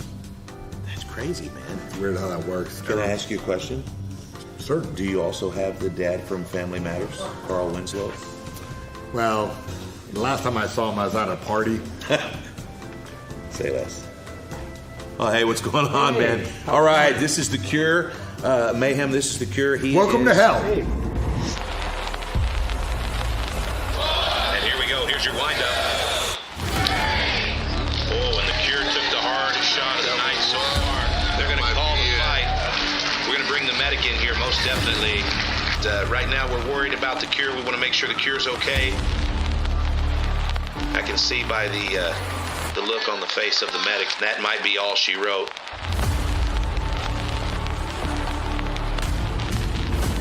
He is a slap fighter. So this is a situation where the randomizer has selected a slap fighter to do some grappling in the coffin. And you're the first slap fighter that we've had tonight. So how do you feel about the... I feel great. Who do you hope's in here? Do you have any ideas who your opponent could be? I have no clue. Now, do you think that any of your slapping experience will translate into wrestling? I think I'm just going to be more, maybe just grueling, you know? You're just going to try to we grind? take hard hits, yeah. So, I think it's just, I don't know. I'm Now- going to use my chin to hold him down. Now, Okay, fair enough. With all the souls that you have stolen with their one-hand slap, do you think you're going to bring that with you into the coffin? Yeah, You taking do. everything. Oh, yeah. You do. Oh, yeah. Here's a question. Have you done any sort of grappling or wrestling or jiu-jitsu in your career at all? I have a ton of MMA fights, Oh, is that a fact? Yeah, I have a ton of MMA fights, so, I've had guys on top of me, tough guys, beating the hell out of me, so Yeah. it's all good, man. So you've been competing in mixed martial arts for how many years? Probably 10 years. Okay, so you've had some... Okay, so you've been in some scuffles then. Oh, yeah. Okay. All right. So what's your basic strategy tonight to win at Coffin Wars? I'm holding down with my chin. Just going to hold him down with your chin for 2 minutes? Chin, yeah. Fantastic strategy. Yeah. Let's All see right. how it works out for him. All right, Cure. Good luck to you, man. I hope we see you coming Good back luck. through after the match. Oh, yeah, yes, sir. David Glassburner, please step to the coffin.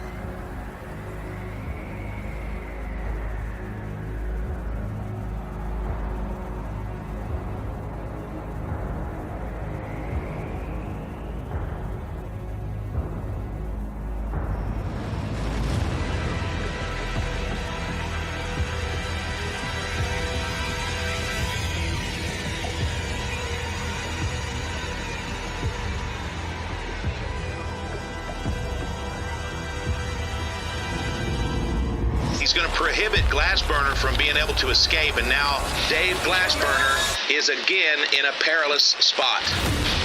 Steven Minsky going straight for the throat.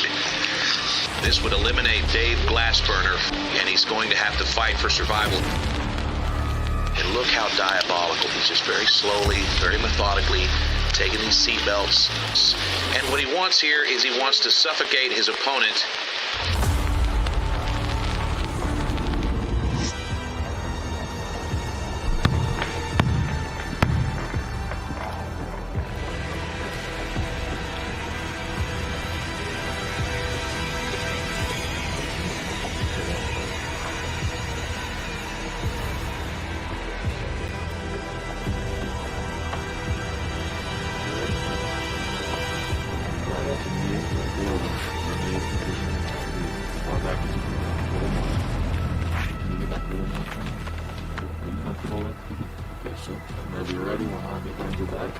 Player 1, escape. Player 2, defend.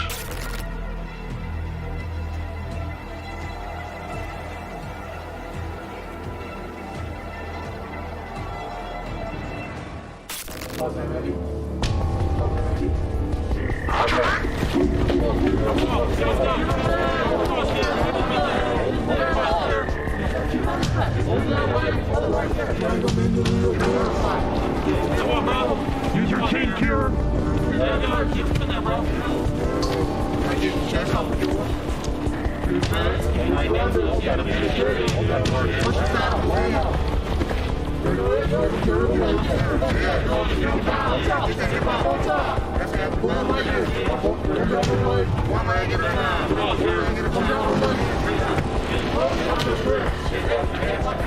Perfect.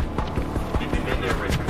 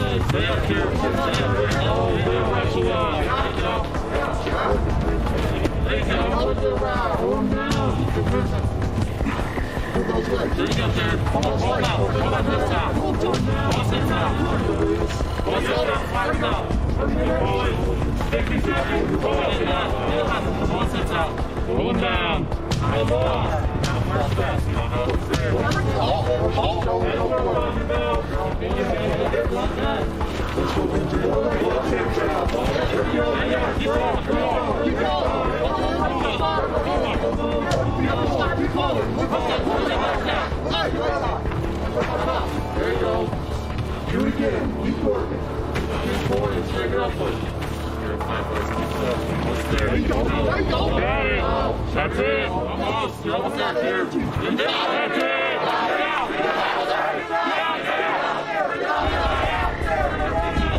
Just good job. Come on, roll. Roll out, Kira. Roll out. Roll out. Roll out. Roll out. Yeah. Come on, roll here. Come on,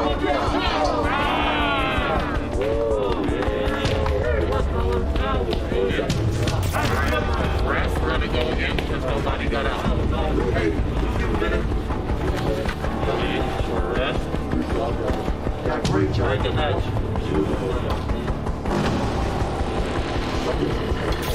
No break, come on, get in there. Come on, guys. Come on.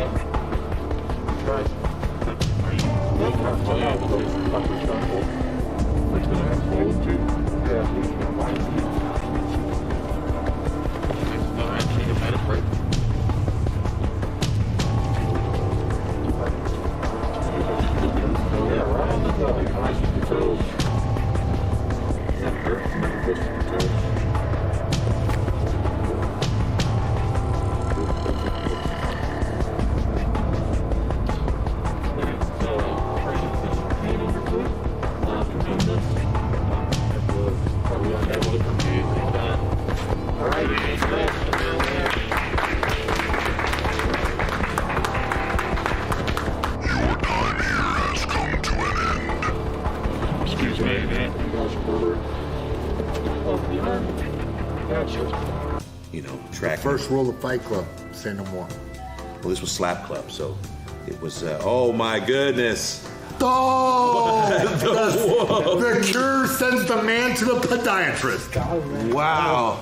Okay, so we didn't see the match, but we did hear somebody say there was an injury, a foot injury. Yeah, his foot turned all pale, man. It looked, you know, pretty brutal, so yeah, he couldn't continue. So did you attack his foot? I attacked his foot, man, with my chin. Nice. I went for his foot, yeah. Wow, so you're the first slap fighter from Friday Night Fights that's gone into a grappling match and stepped out a winner. So that's awesome. That's fantastic. But, you know, to be honest, yeah, we didn't know. Right. Good job. We didn't know that you'd had all those MMA fights. That's new for us. But that might have been a little bit of a help to you, huh? Yeah. Damn right. Mixed martial arts you know, rules all. because, it's just that grueling, you know, just grueling. And this is the same thing. When you're in there, it's the same thing as competition. Okay, so take us through the fight. What happened in round one? Round one, and let me try to go back to round one. Yeah, you know, I thought I had control of him, but then I gave him one split second, you know, just like an MMA fight, and he got out and he just slithered his way out. And I tried to hold on to his toes and all that stuff. Oh, he escaped in the first round. Yeah, he escaped. And then the second round, I escaped. I seen an opportunity like my buddy, first guy that went, you know, he's good at jumping out. Yeah. So I tried that. I watched that on TV a few times. So. Okay. Yeah, so I did that. I seen the opportunity and I tried it. I'm a little heavier, but it worked. So the slap fighters are learning. We're learning. Yeah, they're evolving, man. So. And then the last one, we were just both tired. Oh, you went to sudden death. Sudden death. Yeah. Okay, and in sudden death, that's when he hurt his foot. When his foot turned pale. Yeah. His foot turned pale. You buried him 6 feet under and he died slowly from the feet up. It's like one of those punches, those old martial arts punches where you got him in the spleen and then his foot went numb and turned pale. Hey, your Dimmock death touch is not welcome here. Oh, yeah, it's cheating, man. Go. Yeah, you can't be using chi balls here, bro. I can't, no more. Unless there's 2 of them. Yeah, so what happens now? Okay, so what happens now is because you're a slap fighter and the other guys that have won their matches are competitive grapplers, that means that you're going to get the bye. So the next match will be Zach Moore versus Leroy Davis, and then you will face the winner after a period of rest. Love you, guys. So, yeah, thanks, man. It's a healthy breakfast. Yeah. But listen, be ready with your foot attacks, man, because these next 2 guys, it's tough. And if you end up fighting Leroy, it's going to be near impossible to turn his foot pale. Yeah, I'm going to try, man, with my chin. All right, congratulations, man. If I were you, I wouldn't get your chin anywhere near his foot. No, that's you, you're right. Good luck, man. We'll see you later. Yes, sir. Thank you, guys. Okay, I wouldn't have bet that was going to happen. Was that a melanin joke you did? It was, yeah, a melanin joke. I love the First Lady.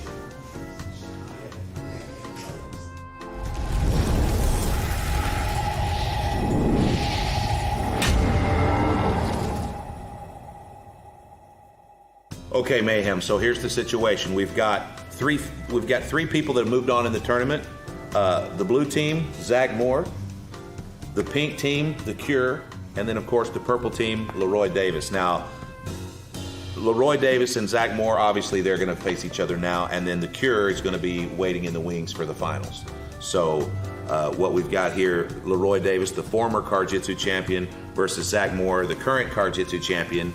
And these guys... Ooh, a grudge match. Well, they're not even looking each other in the eye because Leroy's been trying to get a piece of Zach for a long time. And so what we're going to do here is we're going to figure out which of you guys is going to start on the bottom and which of you guys is the top. I don't got a quarter. So you guys, Rochambeau for it, best of 3. Okay, you guys know what Rochambeau is? I'm lost, but I know that Big Papa likes people on top of him, especially men, so I think you should just start bottom, bro. You should just be bottom. Come on. Just do I it. can start wherever, bro. All right, take it for the team, man. We just starting a headlock. Sudden death right out the gate. I like that, too. What's a Rochambeau? A Rochambeau, well, there's a couple of definitions of Rochambeau. Some people think that Rochambeau would be paper, rock, scissors. Others have a different definition. Let's probably go paper, rock, scissors. Best of 3? Come on. Is it rock, paper? Oh, no. Paper, Wait. rock, scissors. It's paper, rock, scissors. 1, 2, 3, shoot, correct? 1, 2, 3, shoot. Okay, 1, 2, 3, shoot. We're going to do let's do best of 9. Can we do a kill shot? What do you mean a kill shot? I'm talking about 1 shot, 1 go. No, man. It's one shot. It's best I of like 2. this. A lot. No, they all know 1, 2, 3, go.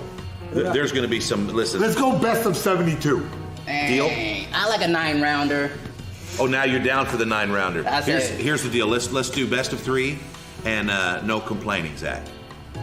And also, you're wearing the mouthpiece wrong. 1, 2, 3, shoot. Okay, so Zach with the big fist. Zach won. 1, 2, 3, shoot. Somehow. 2 in a row. It's embarrassing. Weren't you the 1 shot, 1 kill guy? You win. Come back. So where do you pick? Top or bottom? Let's go bottom. Let's go bottom. Who do you want? Okay, so you want him on bottom. Where would you choose to be? No bottom. Okay. You did all that just to do what I told you to do. Just to give Mind you what you games want. are after hearing the Coffin Wars. Just to do what I told you to do. Uh-oh. All right, so if you're going to be on bottom, go ahead over here and Dallin will get you set up in the coffin. And then here's the situation, man. So you played a couple mind games there. We saw you. He gave you what you wanted. Yeah. Now what's your strategy? Well, as you say, it's a grudge match. Yeah. Like, this dude, he is currently my kryptonite, currently my go-to-beat. He's better. He just is. But this is not about the best grappler. This is about who wants it more. My strategy is to meet him where he's at and take the advantages. Not play his game, play my game. He's stronger, but I have the skills, I have the speed, and I have a little creativity. Yeah, for sure you do. And you're representing the purple team. You got a proud heritage. Purple team's been killing it. So you got a lot of responsibility to the teammates, too. Good luck, and go read him his eulogy.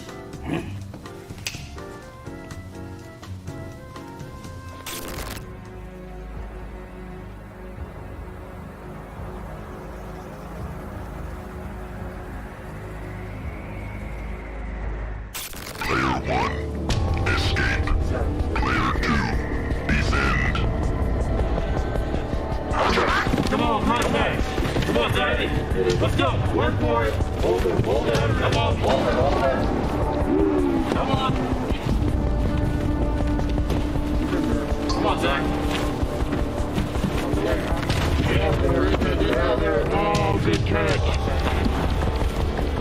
Back in. Come on, Zach. That's what you did.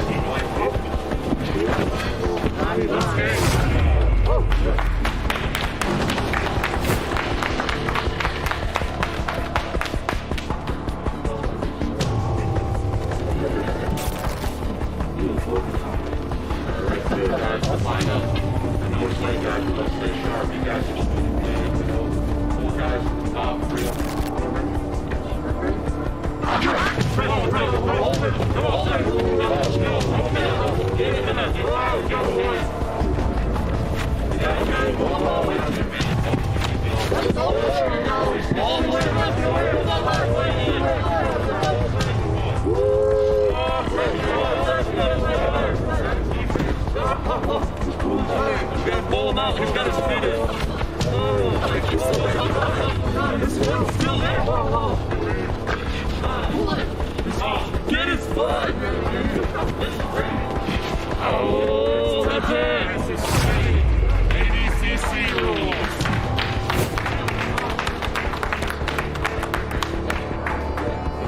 Make him work for it.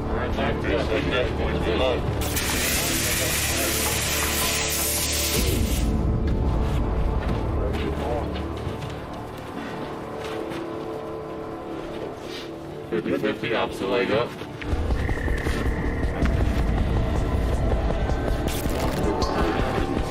You can touch this one up. You are now in sudden death. Get on back. Pass the touch the mat. Lay down. Let's go. Come on, bro. Come on. This is sudden death. You got all the time you need. Let's go. Come on. Stand it on that down.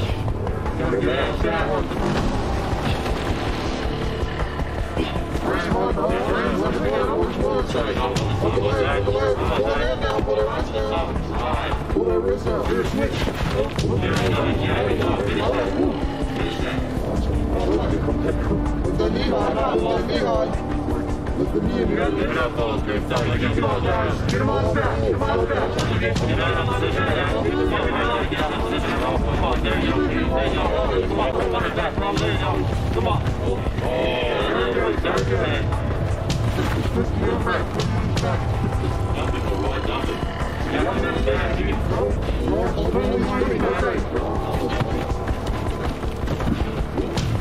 Good work, fellas. Keep it up. Get him on, you gotta get him on his back. Bring him on his back. Don't dump him out. Don't dump him out. Oh! Get the ball. Get out. Get out. Get out. Get out. Get out. That's all you gotta do now. Take him with you. Get out of that guard, man. Get that guard, Zach. Get the shot, man. Get the shot. Take out now. You gotta get him on his back. Yeah, that's it. Reach.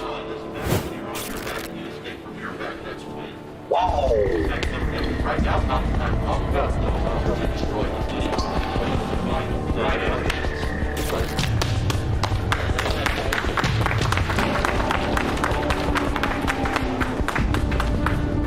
No, that's not like Galaxy Gas, but if you had some Galaxy Gas, that might be. You heard that new Carnage song? Well, hey! The answer is no. Hey, bro. What's up? You made it out. Yes, sir. So how was it? It's tough. Yeah, you look Toughest match to exhausted. date, yeah. Not exhausted, man. Oh, you look exhausted. You always have that shine. Always.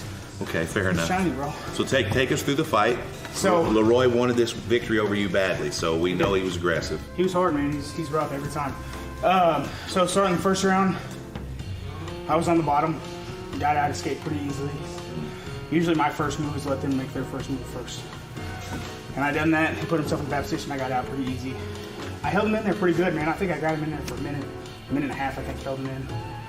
Just, man, it's hard to keep somebody held down in that. And he's also wily, man. He's hard to hold. So the first round was yours. Yes, sir. Second round was his. Leroy's. Went to third round. Leroy actually, we scuffled around for a little bit, on and off the sides. He put me on my back. I full guard, came over the top, had wrist control, cranking it, and as soon as I felt him let up pressure, I climbed over the side and I jumped out. Okay, so you went like from a your back. cat in a bathtub. Have you ever tried to put a cat in a bathtub? I would imagine it would be like trying to keep him down in that coffin. You know, to be honest, it probably is exactly the same, just more challenging. And little less cat. Yeah, I don't know anybody has less cat than you. Right. So, hey, congratulations. So what this means is you're going to make your way into the final round, but because your competitor in the finals is a slap fighter who was chosen by the randomizer, you don't get a break. Okay. So it's immediately, we go right to the next match. It'll be Zach Moore versus The Cure. And we're slapping, right? No, we're not slapping.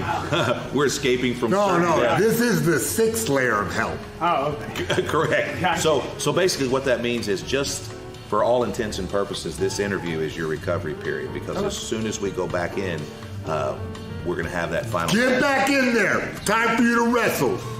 Earn your keep. All right, man. This ain't my first time, man.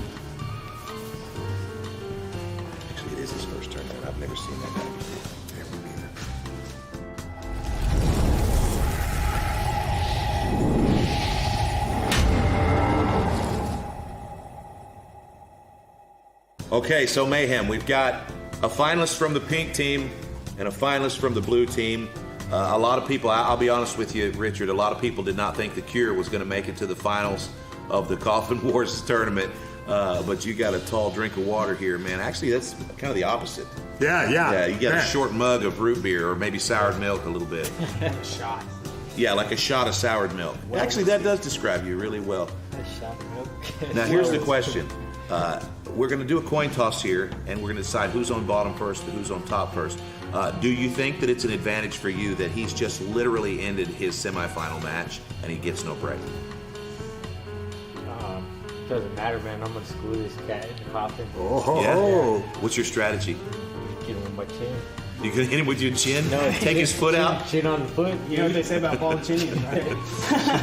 Hey guys, can I just say one thing real quick? That gender reveal parties are going way too far. Yeah, this is too much, isn't it? Yeah, that's really Team true. boy. Did you ever find out who the mother was? She's one of them. All right, so here's what we're gonna do. The last couple. You say she's one of them. How many baby mamas you got? You only got one baby. Did you get a coin this time? You said it's a coin flip. Did you find a coin? It's not a coin. Here's what we're going to do. It's going to be a trivia game to decide who goes first. Oh, great. You know what? This is their specialty. Yeah, well, this one for sure. Here's the thing is we have put no time in whatsoever into the trivia questions, and I'm going to let Mayhem start. And remember to phrase in the form of a question, okay? What is the capital of Turkey? Bulgaria. Correct. You get to choose. He didn't phrase it as a question. Okay. What is the capital of Bulgaria?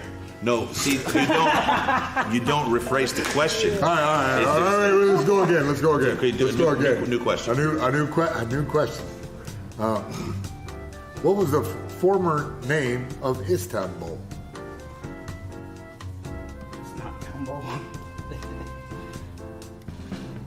The correct answer is Constantinople. So even though none of the competitors went, you learned something. It's educational. Yeah, it's a Mayhem minute. Okay, here's the next question. What's your favorite form to eat canned meat? Correct. All right. So Richard's going to go ahead and he'll be on top first. We'll have you make your way to the coffin, and I hope we see you again. Good luck, guys. Rest in pieces. Okay, so you got a tall drink of water here. This guy is the champion. He's a world champion grappler in Karjitsu. Tough guy. He's a fighter, and he's the only advantage that I think that you have at this point is that he's exhausted. Yeah. And he's really good at putting people on their backs. Okay. So I would probably, if I ended up on my back, I'd probably hit my hip as quickly as possible and try to sneak out the side. But I would imagine that most of the things that I'm saying aren't making any sense whatsoever, right? Yeah, you know what? I'm just gonna go in there and experience it and treat it like an anime fight. Use your chin. The chin is the win, but also do the thing where you're looking directly in the eyes a lot and get like kind of awkwardly close to him. Like don't kiss him, but make him feel like it's a possibility. He's gonna make more distance and then you're out of there. Yeah, and run your finger down his face. He loves it. Good luck. Good luck, man. Go pink team. You have a favorite team? On Team Edward.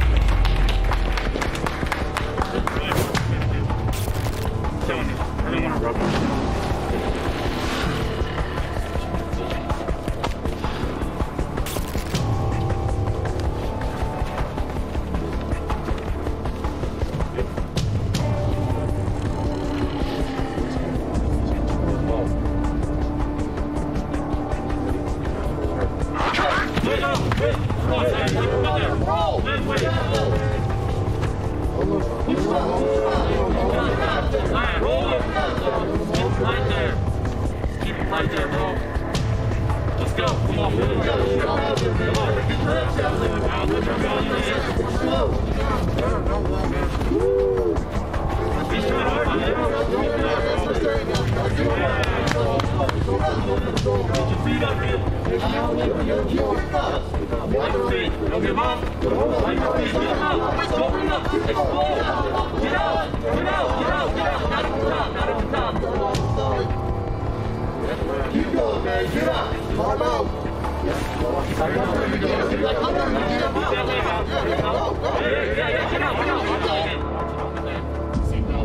Go on. You can bring it with you. Just get out. I want that leg in, Zach. This is fascinating. Break it. There you go. Get out. Get out. How many times? Get out. 1 minute to hold it, Zach. Come on. Explode up! Explode up! Explode up! Legs! Legs! Legs! Legs! Back your legs! You gotta balance them! You gotta balance them! You gotta balance them! Pick them up forward. Let's go! Get up! Get up! Get up! Get up!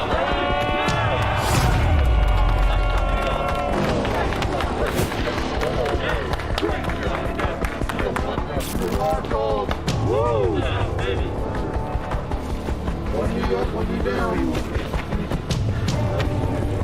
Over and over. You are now in sudden death. Get it, let's go. Let's go. Let's go.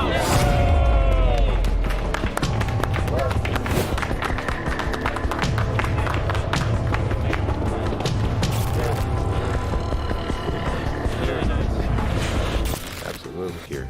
Hey, all right, we got the champion here. Victory is his. All right, Zach Moore. This is the first time my soul's been released since I was born. Congratulations, man. So, did you win the first 2 rounds? No, so I won the first round.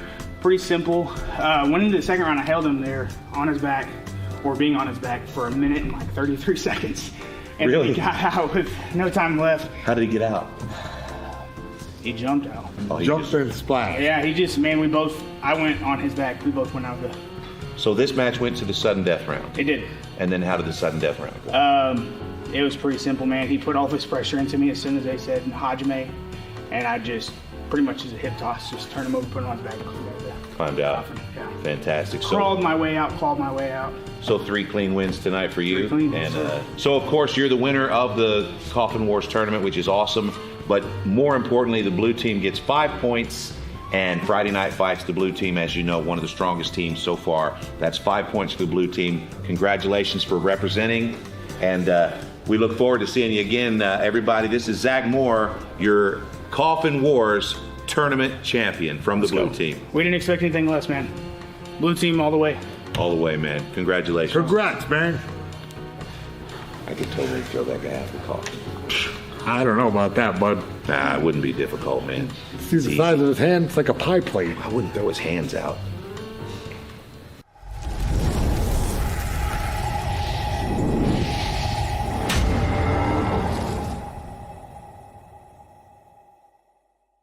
Well, friends, there you have it. Another Coffin Wars event is in the books, and this one was fantastic.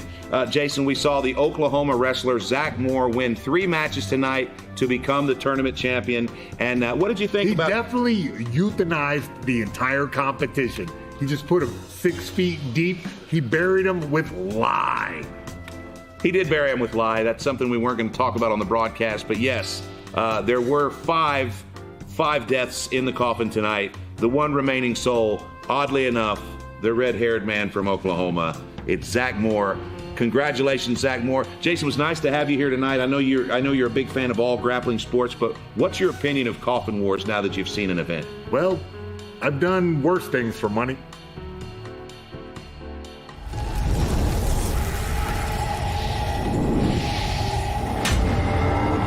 Next week on PLN's Friday Night Fights, Ultimate Tire Wrestling. The randomizer will now select the 6 competitors who will compete in the UTW tournament.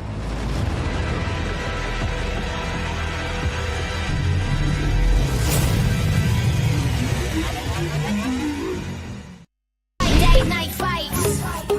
Turn it up, get right. All hands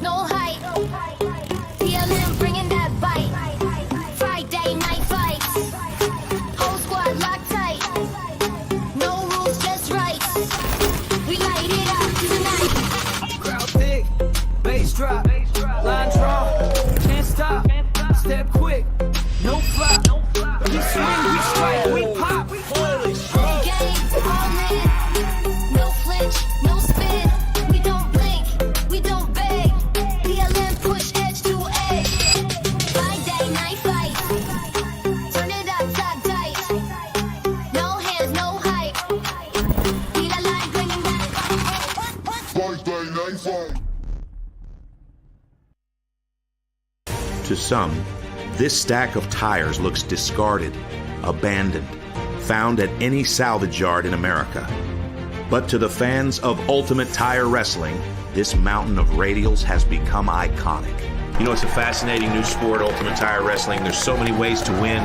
As you watch them grow, you watch new strategies emerge. You watch new champions. A thick rubber battleground, as durable as the athletes who test themselves within it.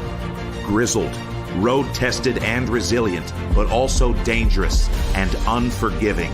These guys are battling for every second. A lot of leverage involved here. It's going to be hard to get half their body in that hole.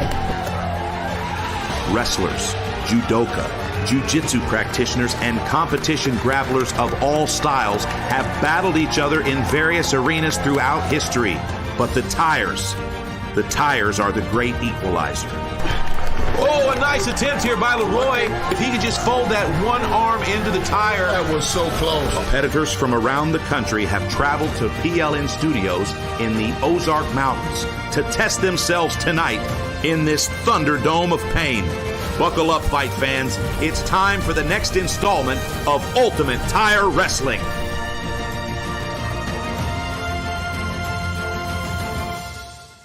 Hello, friendly friends, and welcome to PLN Studios right here in the heart of the Ozark Mountains, Branson, Missouri.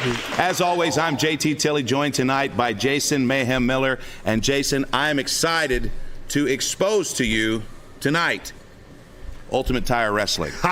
That's right. I'm Jason Mayhem Miller, world-renowned mixed martial artist, philosopher, and tonight, tire technician. We're going to have a great night of bouts. I am fully inflated for this card. Tell us about the tournament. It is true. He is fully inflated. I've been sitting here with him for about 15 minutes, and I would dare not move. Taking a look at the leaderboard for the Friday Night Fights team competition, and we can see that the blue team has come all the way from last place to capture the lead with 12.5 points. Directly behind them in second place, purple and green, followed by red, pink, and in last place, gold. But anything can happen, friends. There are 10 weeks of competition, and we're just settling in to week 4. Let's get it on. One thing I would like to tell you about Ultimate Tire Wrestling is that we've been working on Ultimate Tire Wrestling for almost a decade. We've tested it many, many times. We've had about 8 events, but tonight is the first event ever where we have our own studio audience, and they are mighty. Let's hear it, guys.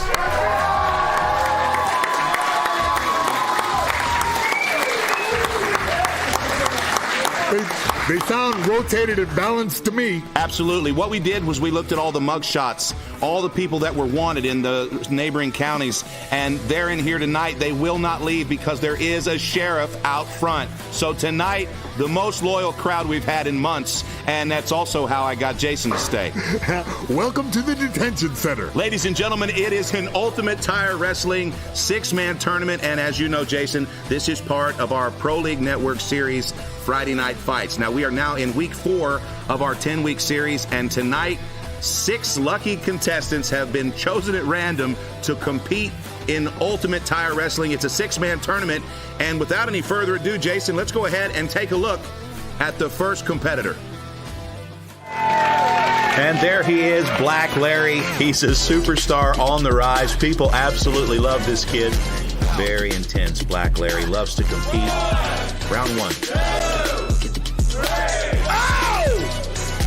Okay, this is fun. It looks like Larry's out quickly. Black Larry, very quick on top. Let's see what he can do here. He's going to lock up that arm. It's now 1-1. 30 seconds remaining in round 1. Nice point scored by Cameron Harris with the arm drag. Whoa! A fantastic shot from Black Larry. and Firecracker goes down hard.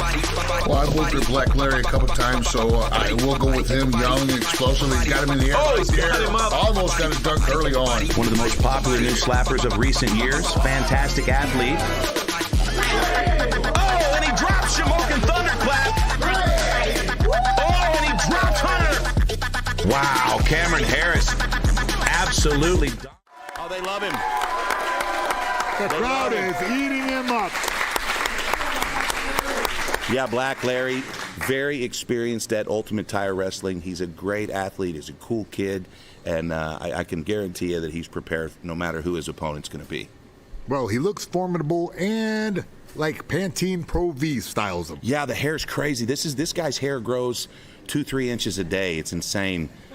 He trains at the gym with us, and we're constantly getting his hair in our mouth and our ears, and that's when he's not even been there. So it's a lot of hair in this match. You'll enjoy it. And I believe that this match is sponsored by Geico. So easy, even this caveman can do it. I dreamed that were true. Let's go, boys. And we're off. Let's go. CJay going for a Darce choke. There's already blood. There's already blood. There's already blood happening. It's a battle for position, a lot of wrestling. All right, now we've got a submission in progress. Now we talking. Bad situation.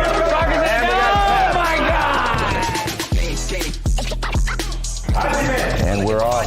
Let's go, baby. Right away. Let's go, boys. Seabird. Classic. Oh, shit. All that Darce is coming into play again.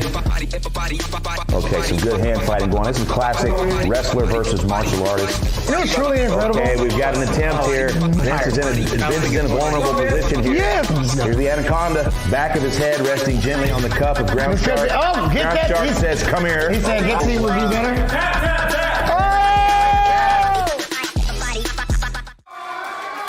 And in enters Ground Shark. Ground Shark's a great character. He's a crazy character, but he's also an incredible athlete. And I've known this kid for a long time, Mayhem. He used to compete in some of our mixed martial arts leagues back in the early 2000s. Well, I think that gives them an advantage automatically. Yeah, absolutely. Let's go ahead and look at the tail of the tape of these two characters.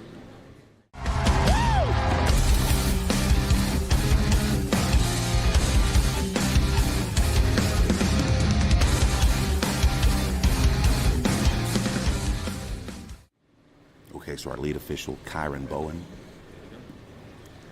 going through a quick little rules meeting with these competitors, and then we will start the first of 2 5-minute rounds.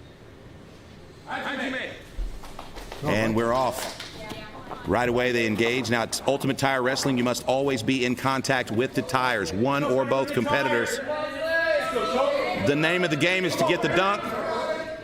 Larry gets low. Looks like Larry's deep on a single leg there. Deep on a single leg. And gets reverse lifted into the tire. All right. Almost totally in. Now, in this particular case, that was about 1 second of control time. And what happens at Ultimate Tire Wrestling is anytime you take your competitor's feet off of the mat, you gain precious control time. Every second is a point.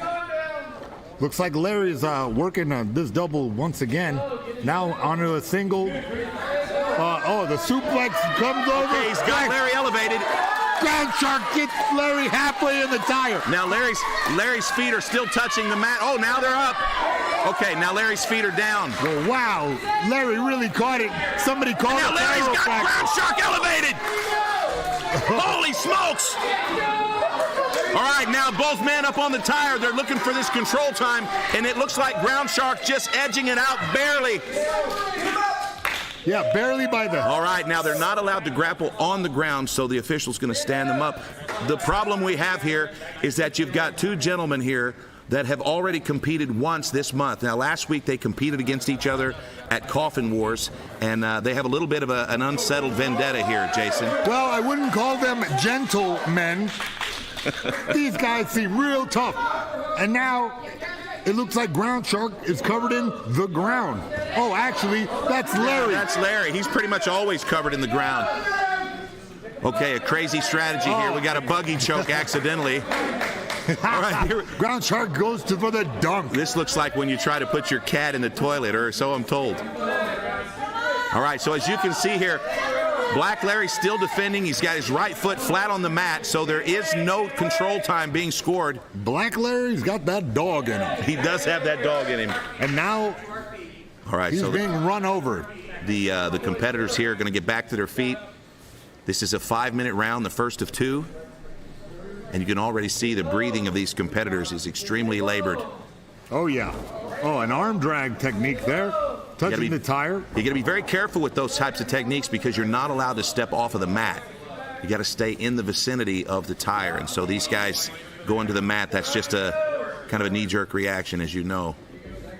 Yes, yes. I see that they're working. Safety on the mat, but we've got to get to the hole, Jason. Well, I don't know where the safety's at. Maybe the Department of Transportation made it safe. I love all portation, but the hole is the goal. No, I understand. So, yeah, this over here that they're working seems to be turned into a front headlock by Black Larry. And okay, now single leg and off the mat. Off the mat. They're going to reset. And these guys are already exhausted. Come on, put him in the yep. tire. Seems like it's like they've got the same barber from 2 eras.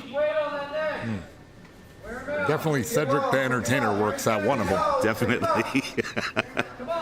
Now, if you look carefully here at the underpants of Ground Shark, you'll see he's got his Jaws panties on, which nicely organized. Good touch. You know, and this single leg, the dueling single leg. Okay, Larry's now got an opportunity here. Larry's going to go ahead and pinch these legs together. He's got to clear that foot. Okay, Larry's scoring points. Oh! And down to the ground.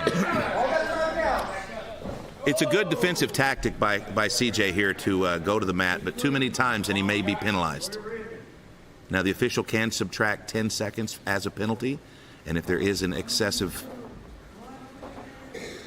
My wife does the same thing. I believe that. I believe that. Ground Shark with heavy pressure from the top. Heavy pressure. Oh, during this lower action, I did actually find some of our real sponsors. They just handed this in. Is that right? That's right. This round is sponsored by Tap Out Tax Services. We'll wrestle with your deductions while you wrestle with your destiny. Oh, man, that's slick. They should have put some sort of identifying information in there.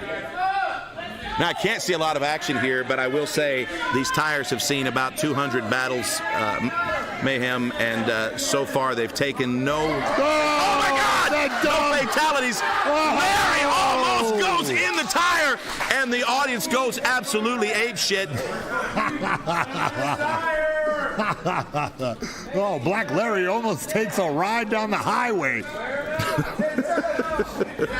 Oh, all right. Now Ground Shark falls in danger. Ground Shark goes back to the lava.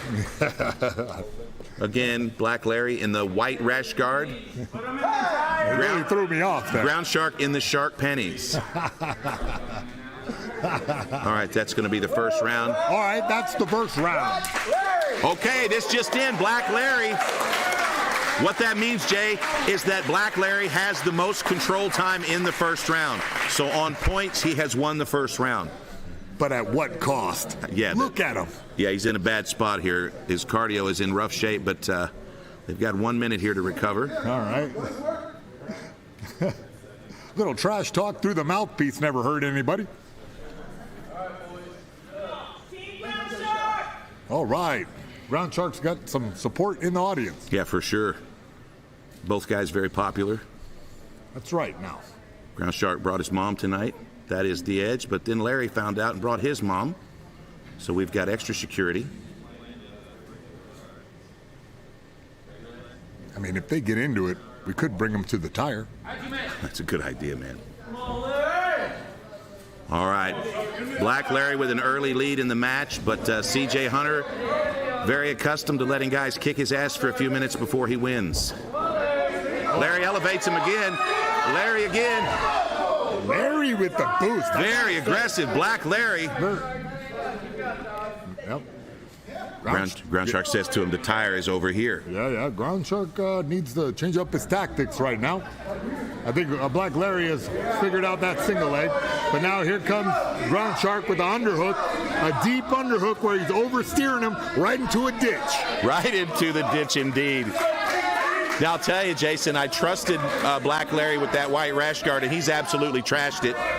All right, our lead official, Kyron Bowen, saving the equipment in order to keep the action going. Now, Mayhem, during testing for Ultimate Tire Wrestling, one of the things we found was that jiu-jitsu guys would just pull guard and go to the floor and recover their cardio. We had matches that would last 15, 20 minutes, and so we eliminated going to the mat as part of the rule structure. I see. And so now these guys, as you can see, they're physically exhausted. Going to the mat feels good, but there's just absolutely Well, little known fact about Black Larry, he was actually born in a tire shop. Is that right? Yeah, I think it gives him a distinct advantage. I think so. Along with the hair. I think that. Was he born with the hair? Oh, and CJ Hunter just absolutely let his pants fall just a little too low that time. He almost tripped over them. I believe it's called sagging. Sagging indeed. All right. All right. And they're completely off the They've tire. They've gone off the tire. We and are of off course, the reservation. Here at PLN Studios, the concrete is lava. All right, Ground Shark wants this dunk. Now, Black Larry cannot finger the lip. That's one of the things you cannot do at Ultimate Tire Wrestling. You must not finger the lip. I've been repeatedly told this throughout my life.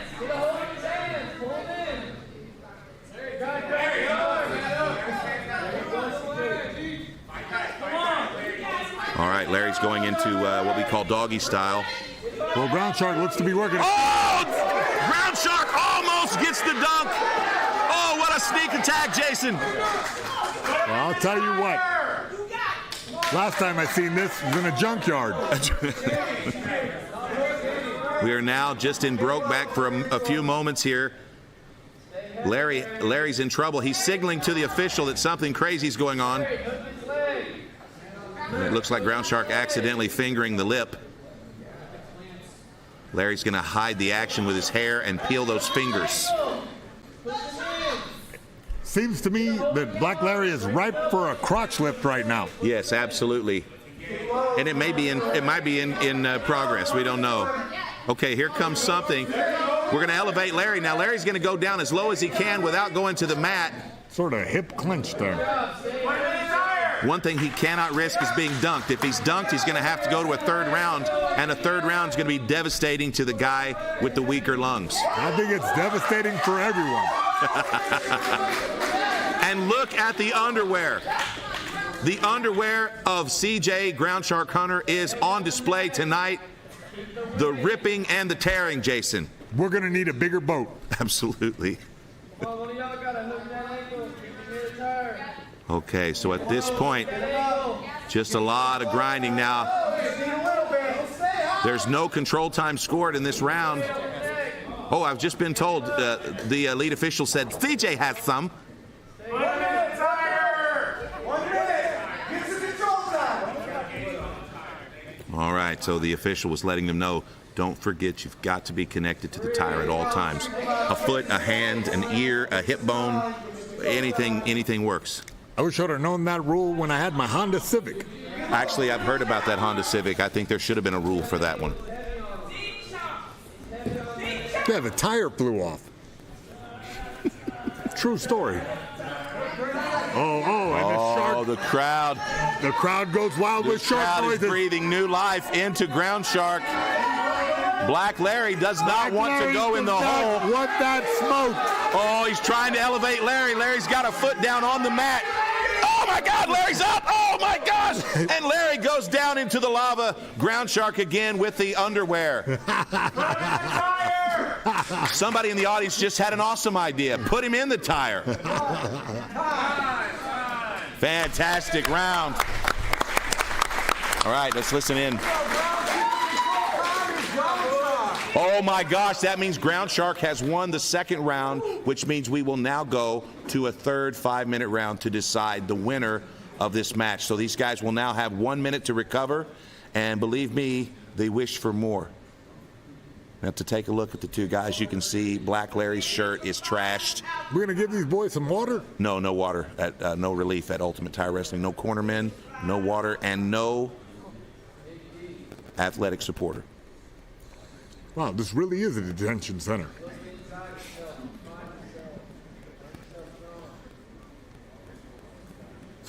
Okay, so as I look back in my mind over the first two rounds, the one thing that I saw the most, I saw a lot of attempts, single-leg attempts by Ground Shark, but mostly I saw Ground Shark's underwear. The underwear of Ground Shark tonight is stealing the show. Now, as we go through the tournament, we're going to see the underwear of some of the other competitors, but at this point, I can tell you that Ground Shark is definitely my front runner for panties of the night. That brings us to our next sponsor, Mayhem's Underwear. That's right. Go to mayhemnow.com and get your underwear. Is this a thing where people can buy your underwear that you've worn? Correct. Oh, give me that website when we're finished. Mayhemnow.com. All right, we're here at round 3, Ultimate Tire Wrestling. These guys are getting a little sloppy, Jason. They're sliding off the mat, and that's because you can see they are exhausted. Yeah, I will say that did put some wear on their tires. Oh, I see what you did there.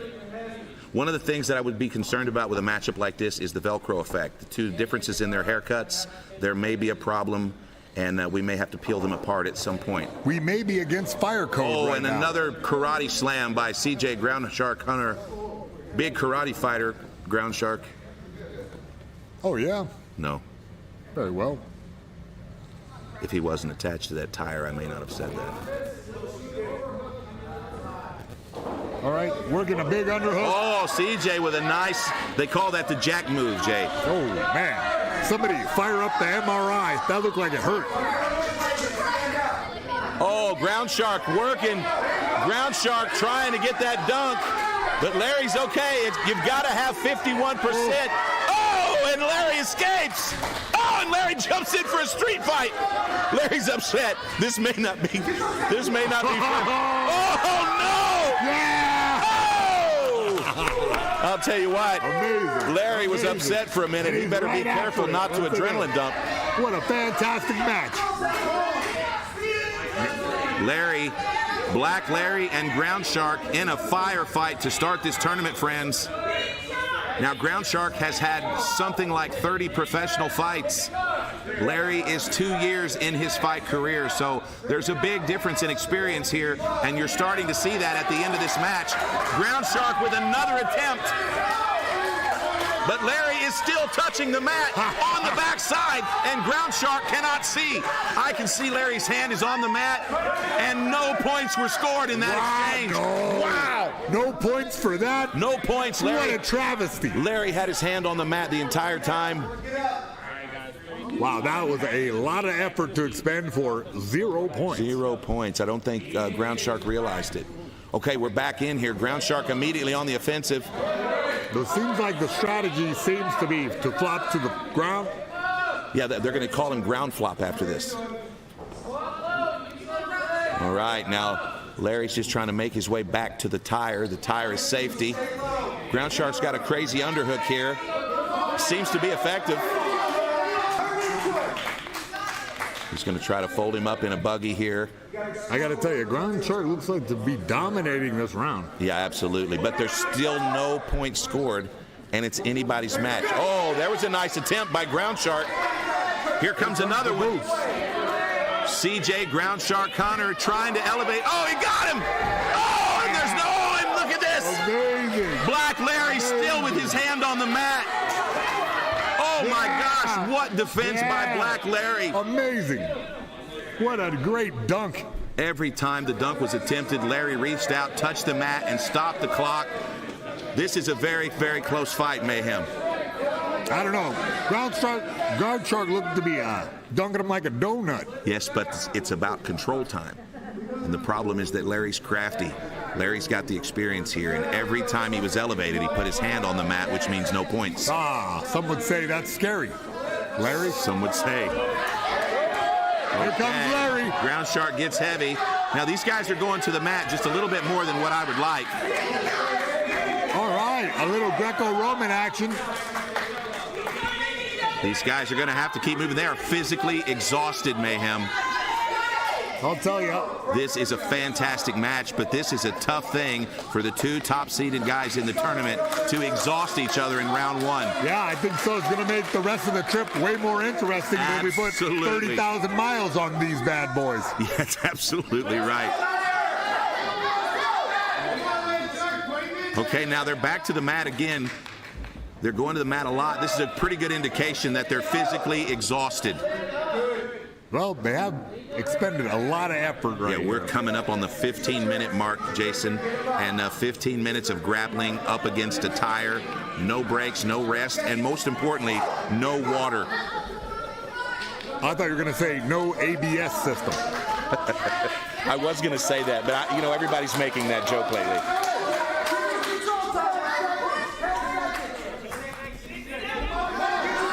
Okay, Larry's trying to defend. Look at that. Larry's staying on the mat. Tremendous. Larry gets mad and grabs a takedown just to prove himself. And that's the match. What a great match. What a great match. What a great match. Wow. Fantastic effort, guys. So now, Black Larry and Ground Shark, we're going to go to the official decision. Let's join our host, Dallin Getling. Ladies and gentlemen, let's hear it for both of these warriors. Yeah. That's good stuff, man. And your winner of the tire wrestling match is Ground Shark! Ground Shark pulls it off.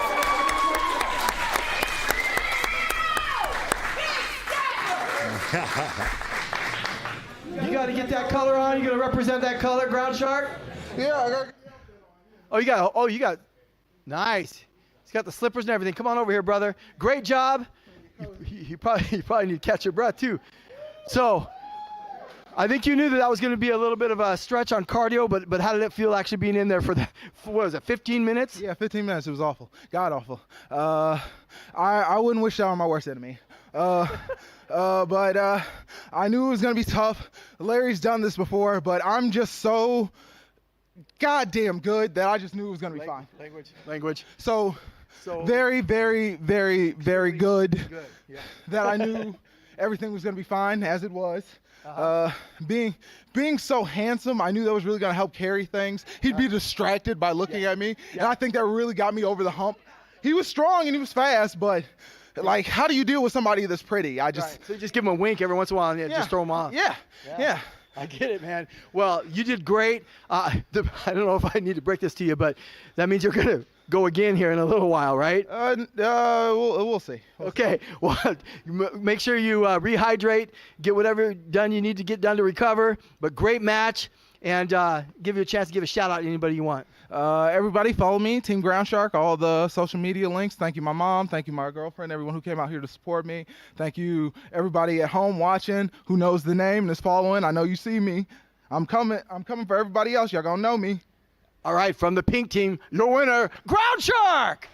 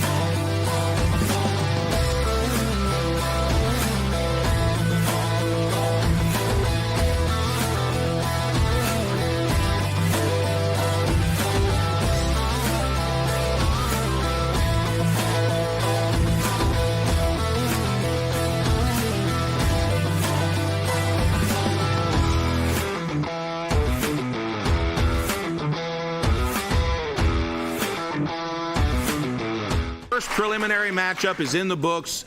Ground Shark defeats Black Larry, and I was just told by one of the officials that Black Larry lost that match by 2 seconds. That's how close it was. 15 minutes of intense grappling, a lot of pushing, a lot of pulling, a lot of ripping, and a lot of tearing.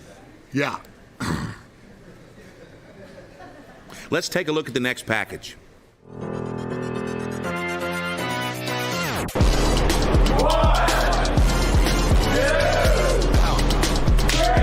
Oh, now that was a fantastic slap by Mallet. Okay, there we go.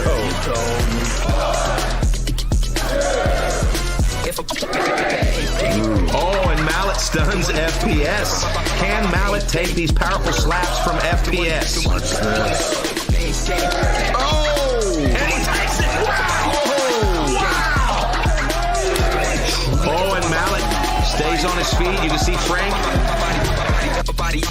Now Mallet has another opportunity to make a statement here.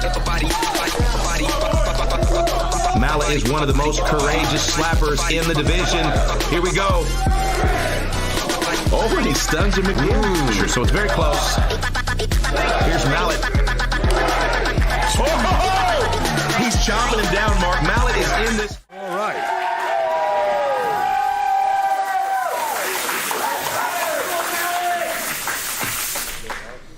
All right, this is Mallet. This is he's from the blue team. He's part of Frank the Tank's legendary slap team out of Fulton, Missouri, and this is a big step out of his comfort zone. So I hope to see Mallet do some big things tonight. I'm very familiar with him since Mickey animated him when he was a wizard. Oh, is this the guy from the Mickey, the Fantasia? Hey, Zach, you used to work for Disney? Okay. I saw it when he turned around. It was like a back shot. I kind of saw it there a little bit. Hey, hi-ho, man. Good luck. All right, so let's take a look at our next package. All right, Mark Coleman on our right. We've got Team Biscuits, Firecracker. Good to see these guys enjoying each other's fights. We just can't get them to stay backstage.